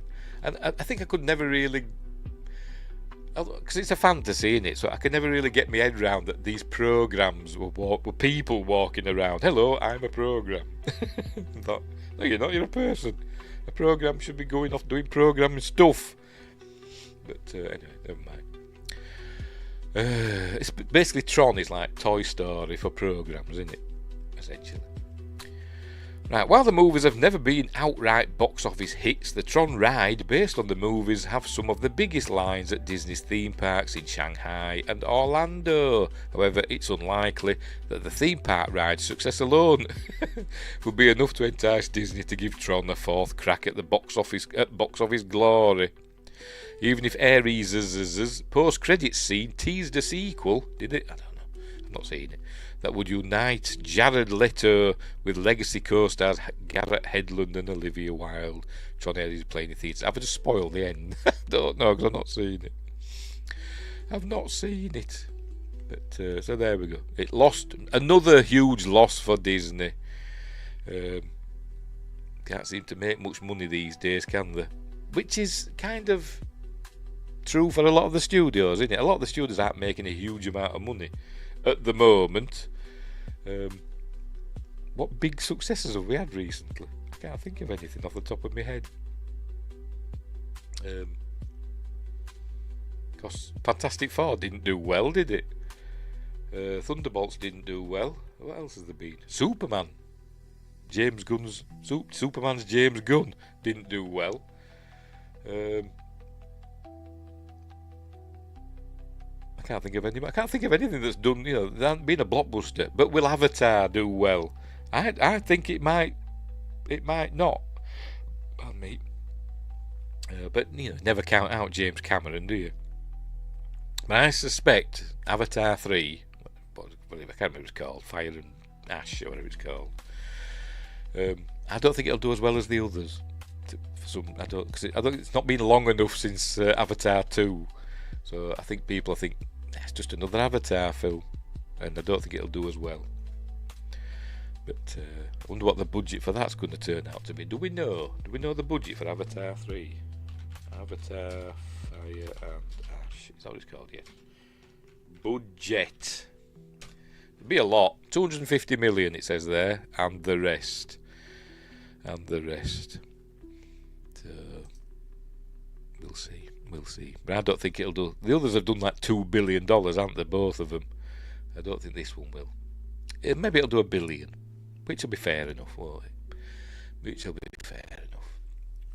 What else is coming out for Disney before the end of the year? I don't know. Can't remember. Right, so we'll move on. What's next? Oh, Guillermo del Toro. Right, that's next. Pick the wrong thing. There we go. Guillermo, this is from Inverse. How the hell do you pronounce that? Hoai Tranbui. Guillermo del Toro finally puts his Unmade at the Mountains of Madness movie to rest. I don't think people are lining up to do it, says Guillermo. There he is, looking a bit thin there, isn't he? He's lost weight. Not seen him recently. What's that there? Go away. There was a news story a couple of years ago. Actually, I'll share it here. It's on my channel. Just bear with me a minute. Which I did cover it. I'll share this tab instead. There we go on my channel. From 2022, Guillermo del Toro shares Lovecraft footage. He did test footage for At the Mountains of Madness, which I've got to be honest, I wasn't immensely impressed with. It looked a bit The Thing-ish. It didn't fill me with Lovecraftian horror. They didn't look like how I imagined them in my head from reading the story. But so that's from 2 years ago. He shared that, and he said, I'm not going to make the film, but I did this test footage and all that. So anyway, that's by the by. Right, back to this one. Right, the Inverse interview. Right, Guillermo del Toro's At the Mountains of Madness may go down in history as the greatest unmade movie ever, up there with Alejandro Jodorowsky's Dune or Tim Burton's Superman Lives.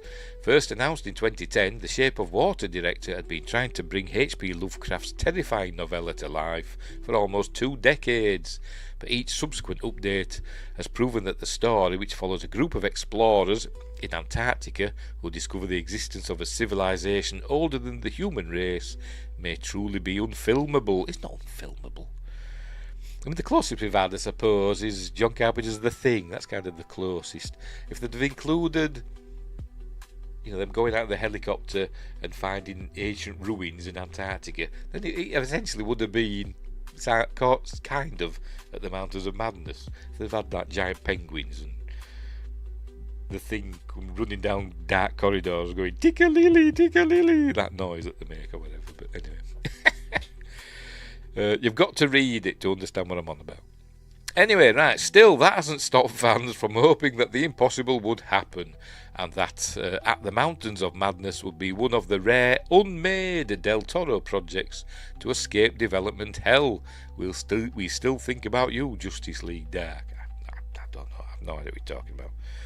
And when the director shared some gnarly, CGI test footage for the film 3 years ago, the idea of Del Toro's At the Mountains of Madness movie seemed more possible than ever. But Del Toro, who is making the press rounds for his lavish new horror epic Frankenstein, which got a rave review from Mark Kermode, may have finally laid those hopes to rest. I think it's on Netflix in November. I think it's doing like a limited run at the theatres, so it'll be up for awards nods. but I think it's on Netflix in November sometime, I think.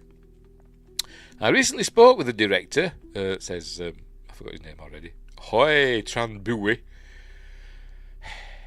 I forgot what I want now. Oh, there we go. I recently spoke with the director at a special New York screening of Frankenstein, or is it Frankenstein? Frankenstein, where I asked him if there was any chance of his At the Mountains of Madness movie being resurrected. But while Del Toro expressed hope that it might someday happen, he seemed to confirm that the project is likely done.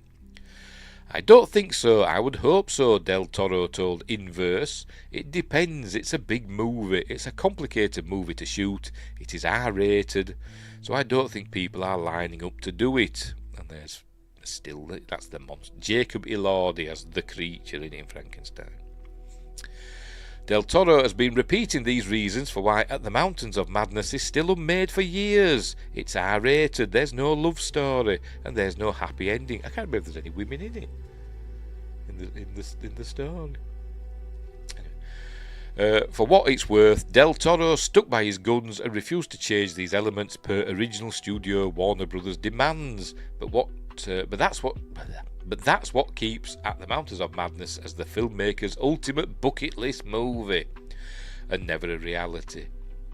Del Toro recently confirmed this much to Collider, telling the outlet it will likely stay on his bucket list, and to be completely candid, I don't know that I want to do it after this. Frankenstein, he said, closes the cycle that he started with his first feature film Kronos, which I still haven't got around to watching, and which continued through The Devil's Backbone, which is amazing, Pan's Labyrinth, which is amazing, and Crimson Peak, which I think is amazing. To Del Toro, all of these films, which represent a very dark, gothic part of the director's filmography, fulfilled a certain type of aesthetic. He could add like Mimic as well there, because Mimic's kind of gothic, even though it's set in present day. Anyway, a certain type of aesthetic, and a certain type of rhythm, and a certain type of empathy. And now that it all comes to a culmination in his latest film, Frankenstein, he's ready to move on. And Del Toro seemed excited about his next chapter. When I chatted with him, he teased his next stop-motion film with Netflix, an adaptation of Kazuo Ishiguro's The Buried Giant, which he's co-writing with Dennis Kelly. It's very beautiful, he gushed. Didn't he do that... I forgot what it was. Did he do that stop-motion Pinocchio for Netflix? Was it Pinocchio? I didn't like it. I started watching it, I didn't like it. It was a bit too dark for me, but anyway. So there we go. He's kind of saying he'd probably not get to make At the Mountains of Madness, which we kind of knew anyway. But I hope somebody else gives it a go. I don't think it's unfilmable. I don't know why they say it's unfilmable. They always say that about films, don't they? It's unfilmable. But, somebody will come along and film it. And I hope they do, because it's a really good story. It's At the Mountains of Madness. It's a good adventure. Where, they arrive at a base. It's a bit like, as I said, like The Thing. They arrive at an Antarctic base, find people dead and stuff, and they also find these like pods, and then something comes out of one, kills some other people, disappears into the snow, and then so they've got to go looking. But I think another team had gone out exploring, and then another team's got to go look for them, and they find this city, a millions of years old city in Antarctica, and they go inside these dark, cavernous areas, and then they encounter giant albino, I don't think it's albino, but giant blind penguins that are there for some reason. But they also, I think something wakes up and they hear it coming, an unspeakable horror. Is it Shoggoth or something like that? Because that's coming at them, and they just about get out with their lives. But it's good. Is At the Mountains of Madness. If you can read it, if you can get a copy, give it a read. It's good. It's not unfilmable if you use the wormhole extreme method. We'll see the ship in the reactions on the faces of our actors. Yes, you'll see it all in them, like, ah! Then sound effects. Ticka-lily. This is what the monsters. That's how it's written. I think it's Ticka-lily, something like that. But anyway, yes, it's probably on the internet for free because it's that old. It's an old book, so it's probably, it's probably there for free to read. So there we go. So, At the Mountains of Madness by Guillermo del Toro. It's not happening, it seems. Right, next, gaming news next, because I'm something of a gamer myself, which I've not done a lot of recently, but never mind. Right, so been a lot of talk recently, speaking of gaming, about Xbox, Microsoft, and Game Pass in particular. People are kicking off because Microsoft has essentially doubled the price of their Game Pass, and it's gone up from that. I don't know, I haven't bought it. Pardon me. It were cool with Game Pass because you got these, day one releases, essentially free. Not free because you're paying a subscription, aren't you? But you're getting that top games for free to download, and play on day of release. And you can still do that, but you've got to pay a lot more for it now. They've doubled the price, haven't they? It's like $30 a month or whatever. But the only time I've had Game Pass is when I bought this computer that I'm using now. I bought this computer, it came with like a free month of game. It might be 3 months. Free 3 months of Game Pass, which were cool. So I played like Outer Worlds and stuff like that, and played free games and stuff. So, but I didn't carry on with it. I used it because it was free. But yeah, there is that, and people have been saying, is this the end of Xbox as a console thing? Microsoft are going to move away from developing consoles, and they're going to move into being essentially a software distributor. Game Pass will continue, but it'll just be for third-party stuff. Or they may continue making their own games, but it won't be on consoles. It'll be on PC and other things, because they're saying everything's an Xbox. You can play Xbox games on your phone and your tablet and your smart TV and stuff like that, saying everything's an Xbox. Right, so that's what this article's about that we're going to look at now. There we go. I think from Checkpoint Gaming, I don't know who wrote it, don't tell us. Xbox president confirms next gen Xbox is in development. So they're all saying they're not going to do another console. Time for the Sega Dreamcast 2. I never had a Sega Dreamcast, unfortunately. I was going to try and get one just so I could play Tomb Raider 4 on it, even though I played it on the PlayStation. But it looked a lot nicer on the Dreamcast. But anyway. In an interview with Variety, Xbox President Sarah Bond has confirmed Microsoft is working on next-gen hardware, seemingly confirming that a successor to the Xbox Series X and S is in the works. This comes after months of rumours and marketing campaigns on Microsoft's end, suggesting that the company could be getting out of the game console hardware space entirely. Quote, "We are 100% looking at making things in the future," Bond stated in the interview. "We have our next-gen hardware in development. We've been looking at prototyping, designing. We have a partnership we've announced with AMD around it, so that is coming. What we saw here was an opportunity to innovate in a new way and to bring gamers another choice." I think she's talking about the handheld, because that's just released, hasn't it? Has it released, or is it coming out soon? Whatever. The handheld Xbox Ally, they call it Ally or something. I'll not be getting one. In like, it's like a Switch sort of thing. It's a handheld Xbox. Sounds like what she's talking about there. I've just said that. In addition to our next-gen hardware, we are always listening to what players and creators want. When there is a demand for innovation, we're going to build it. Wingris says, "I got one after it died. I'm surprised I didn't. I am Betamax man, even though I never had a Betamax, but I had a HD DVD drive." I always get things that fail. Anyway, got one after it died, plus no disc protection, so you could burn your own. Cool. Anyway, have you still got it? I'm just curious. Is that? But this is an Xbox. There we go. Everybody's played Xbox on all different things. Is that Switch? Don't know. Rumours have swirled for months regarding Microsoft potentially deprioritising whatever, Xbox hardware sales, I can't say sales, I said seals, sales, and pivoting towards being a software-only company. Its rivals at Sony and Nintendo have been overwhelming Microsoft in console sales so thoroughly in recent years that what was used to be a three-front war has become a competition between the PlayStation and Switch brands, with Xbox as a perpetual third place.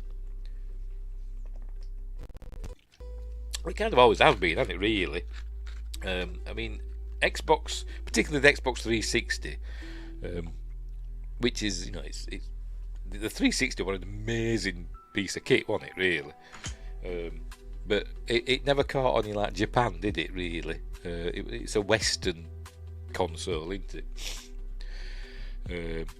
But anyway, the company has shifted more towards acquiring revenue via jacking up Game Pass subscription prices. I think it's kicked off about that, hasn't it? I think they'll lower them again. I think they'll knock it back down. I think instead of, because they said it's losing money in it at Game Pass, even though they said it's a $5 billion industry is Game Pass, they said it was profitable.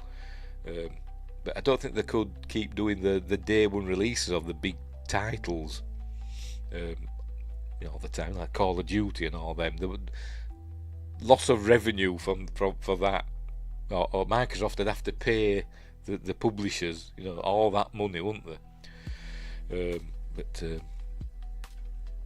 But anyway, I think they should just change it, put the price back down, and then make it so that there's not going to be as many day one releases. But anyway, Windray says 360 was miles better than the PS3. Yeah, I think it was as well. The PS3, its biggest selling point was that it had a Blu-ray player, wasn't it? That's the only generation I think that was were significantly better. Yeah. I said Xbox 360 was. I love my Xbox 360. I quite like the Xbox One. I've still got one there. I haven't got an Xbox Series X or S. It's too expensive. But I've got an Xbox One there, and it's cool. It plays my Xbox 360 games. I like the Xbox One. But I've also got a PlayStation. I'm essentially a PlayStation kid. Anyway. I forgot what I was saying. I'm selling its former exclusives on PlayStation, none of which actually requires Microsoft to sell unprofitable hardware. Excuse me. Oh, here we go. That's what I'm talking about. Microsoft itself hasn't been helping this perception with its "This is an Xbox" campaign from last year. This advert sought to decouple the Xbox branding from the familiar console beneath your TV and instead associate the brand with the myriad mobile, PC and console platforms on which your games can be played.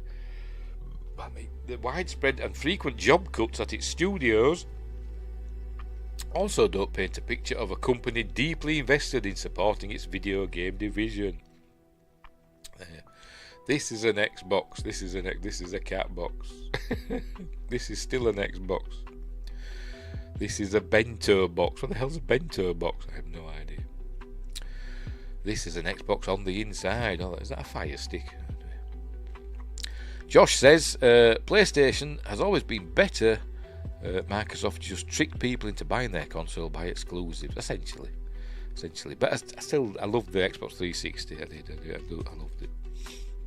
I used to remember when they used to do those. I can't remember what they call it now, like a tournament thing, or it was like a big, Xbox Live event where you'd go in. I think you'd answer questions and stuff, and you could win stuff. You could win games to download and all that. And I did win a couple of games doing that. Can't remember what they called it now. But that was fun.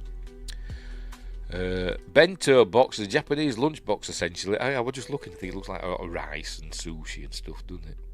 It'll probably be disgusting. I've owned all consoles. I keep selling my Xboxes and keeping my PlayStations. Cool. I don't know what we've got left. We've got an Xbox 360 upstairs which one my son's. And it works, but he told me to take it away. It was still plugged into his TV and everything, but he never used it.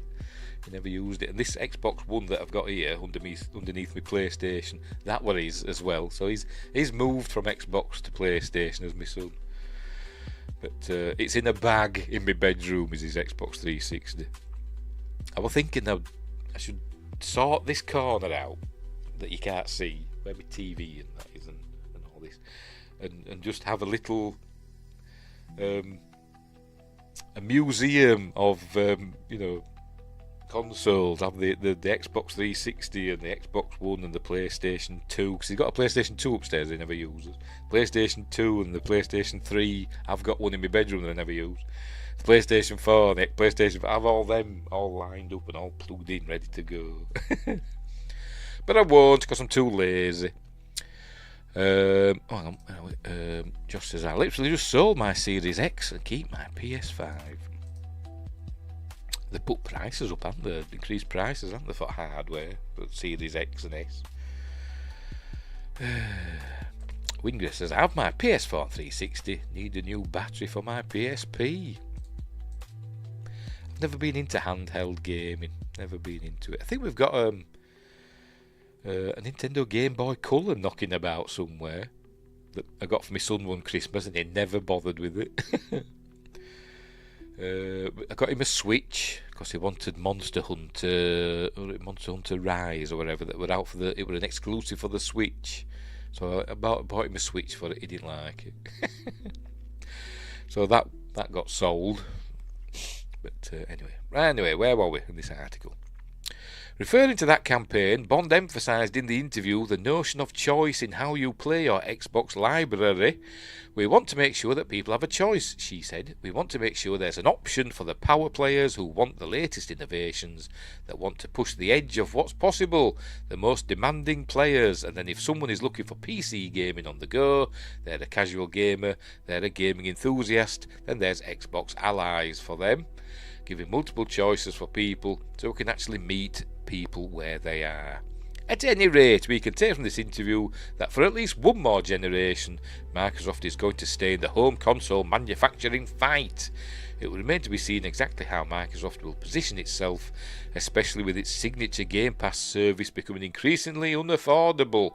We will have to wait and see what sort of follow-up the company comes with as we begin to advance towards the end of the PS5 and Xbox Series X/X life cycle. Yeah, the Game Pass now does it cost like 3 times or maybe 2 and a bit times more than the PlayStation, the upper tier PlayStation subscription? Because I subscribe to the PlayStation, I forgot to call it now, Premium, PlayStation Premium, and it's about £120 a year, something like that.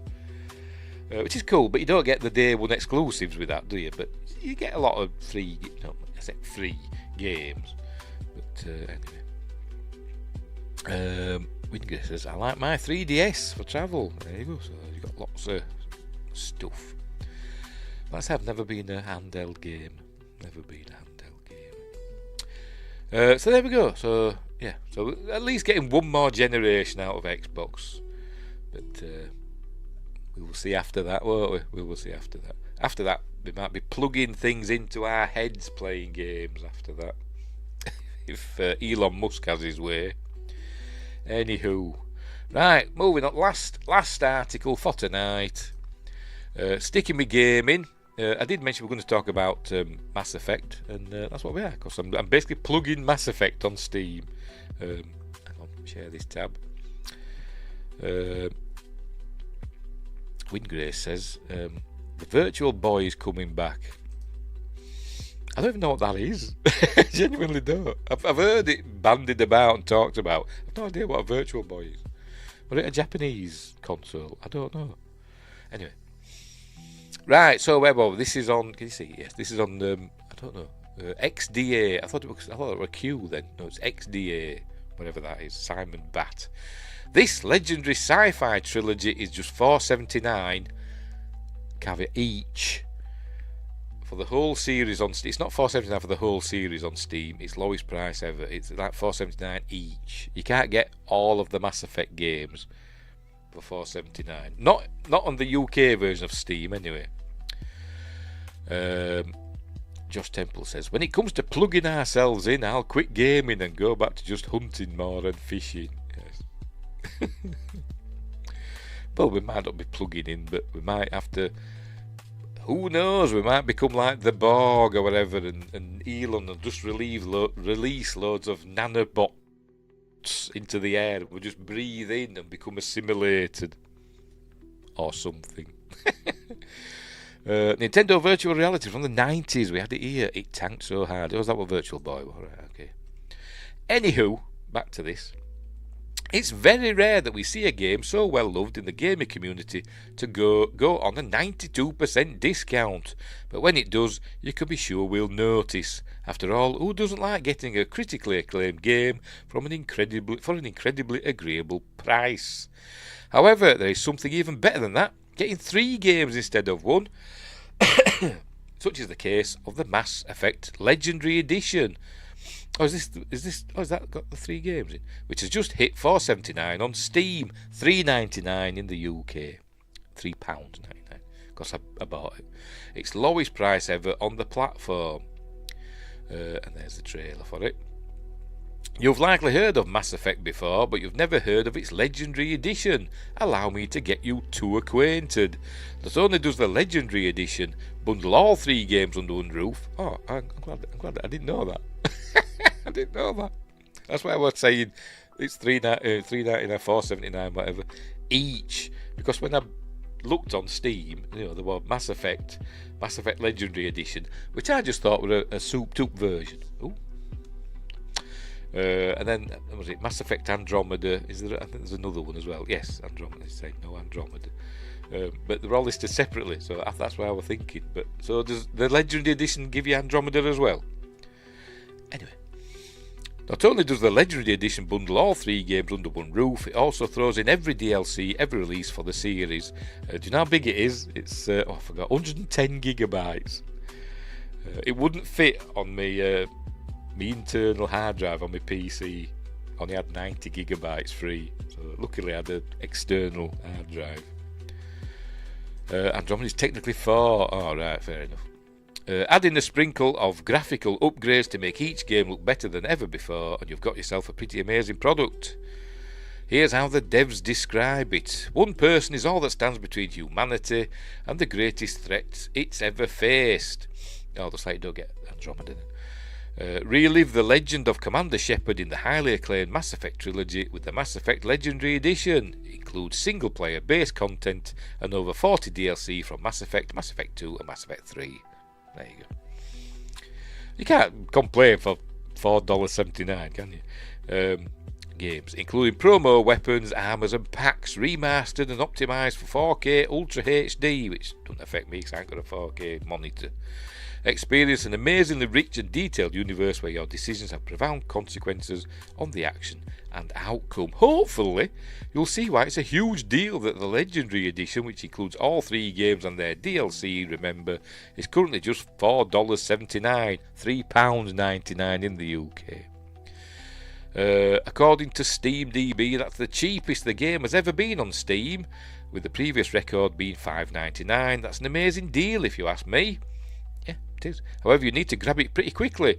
The trilogy will go back to being $60 come October 27th, so be sure you snap it up before then. So I did. It took ages to download. That's it. Right, there we go. Yeah, so I did. 110 gigabytes. It took over an hour to download, and then it installed it. So how much is Andromeda then?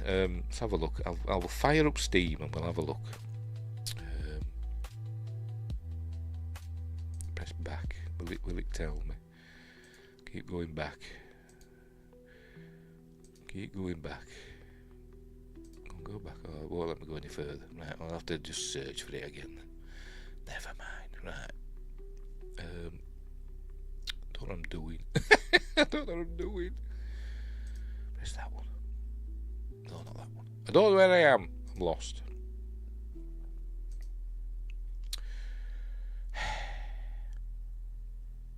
I'm looking for the search menu. I can't find the bloody thing. Right, we'll go there.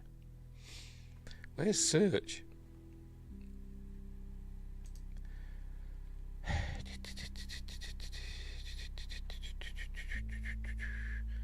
do I get to the main screen with the search thing? I can't find it. I'm lost.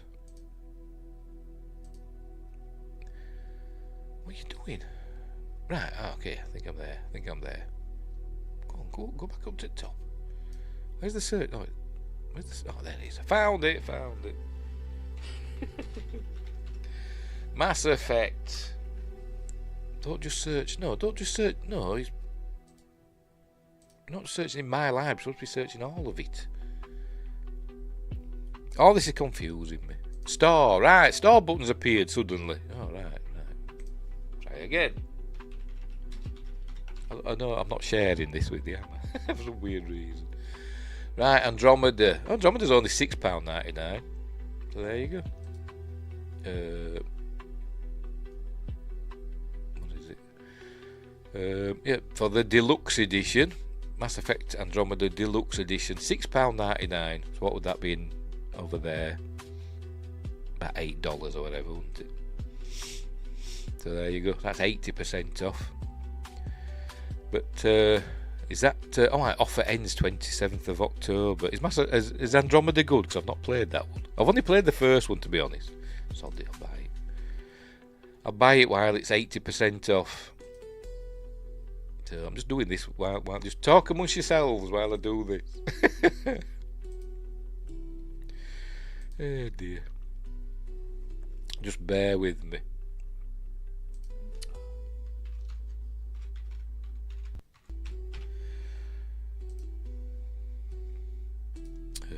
Andromeda it's not great. 2 might be the best. I said I've only played the first one. I really enjoyed it. Not played any of the others. Agree to the terms. There we go. Right, I've bought Mass Effect Andromeda as well, so there we go. Return to the store. Look in my library. Is it downloading? Oh, it's there, so it downloads. How big's that?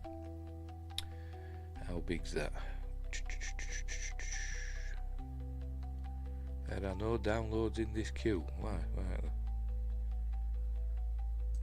Have I not clicked download yet? Space required.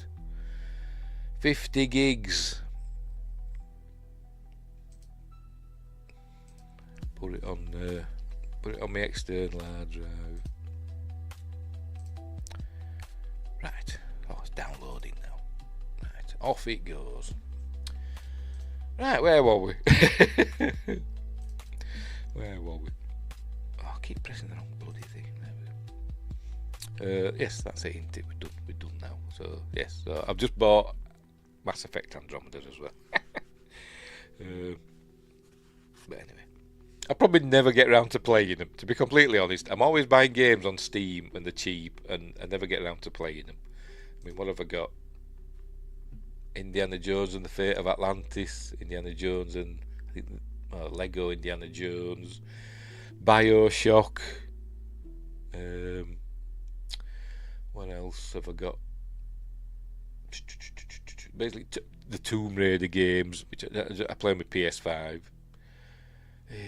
Far Cry 4. I buy stuff when it's cheap. I'll move these over here. And like I said, the other Mass Effects. Right, so we're done. And you've never played BioShock? Oh, yes, I played it. Well, I played it on Xbox 360 when it first came out. Loved the first one. Didn't like BioShock 2. Didn't like them. Big Sisters kind of annoyed me, but I didn't like the second one.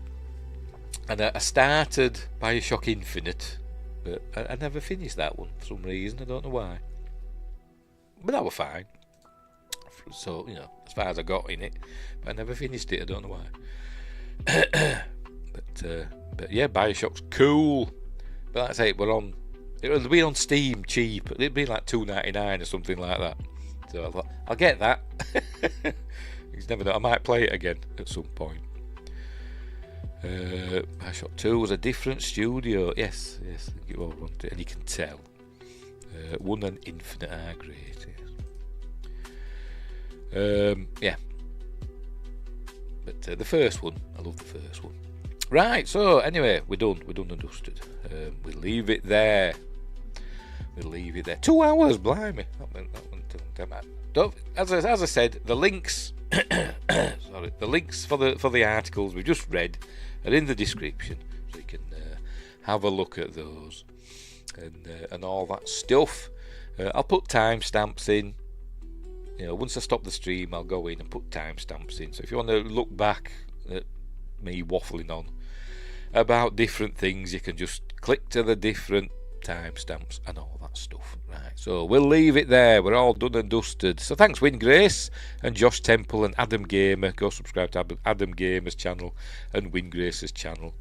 And Josh Temple's channel if he's got one. I think he has. I don't think there's anything on it yet though.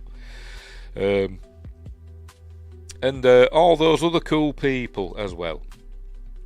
And we'll leave it there. So what's happening next? What day are we on? We're on Wednesday. So Friday, for Appointment with Fear on Friday, we're doing The Conjuring 2. The Enfield Poltergeist. And I like that film. Justin. Justin. Yes, Justin's lurking about, isn't he? Yes, sorry, Justin. He popped in and said hello, didn't you? But didn't say anything else. There he is, thank you. Sorry, Justin. Because you only said one thing. I forgot you were there. Thank you, Win Grace, for reminding me. I'm old, I forget things. Anyway, Friday. Appointment with Fear. Conjuring 2. Which I like.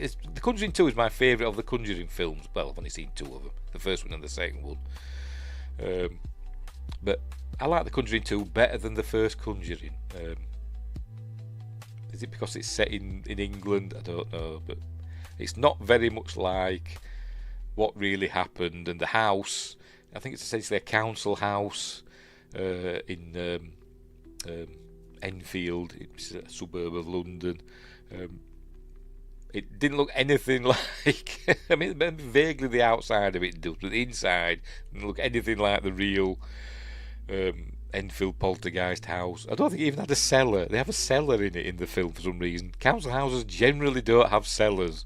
Mine doesn't. I live in a council house. Doesn't have a cellar. Or basement or whatever. But... Josh says, I'll be out of town Friday and the weekend it's our state holiday, so I'm heading a state over. Well, have a good time. Moving a state over, wherever that is. But have a good time over the weekend, Josh.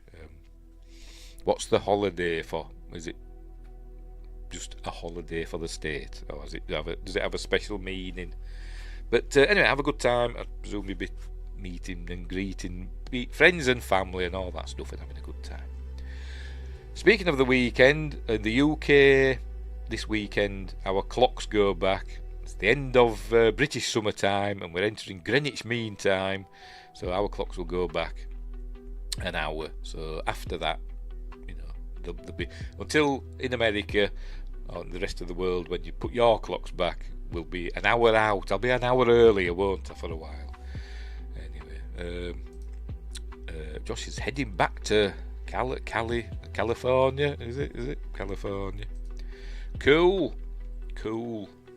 Have a good time. I hope you do. I'm not going anywhere because I never go places these days. Supermarket, that's the farthest I go. Anyway, right, so we're done and dusted. We'll leave it there. So thanks guys for putting up with me while I waffle on for 2 hours and 8 minutes, and I'll see you next time. So hang on, let me get sorted. So thanks for watching wherever you are. Look after each other, and until next time, I'll say there. That old Yorkshire geek with stories to unfold.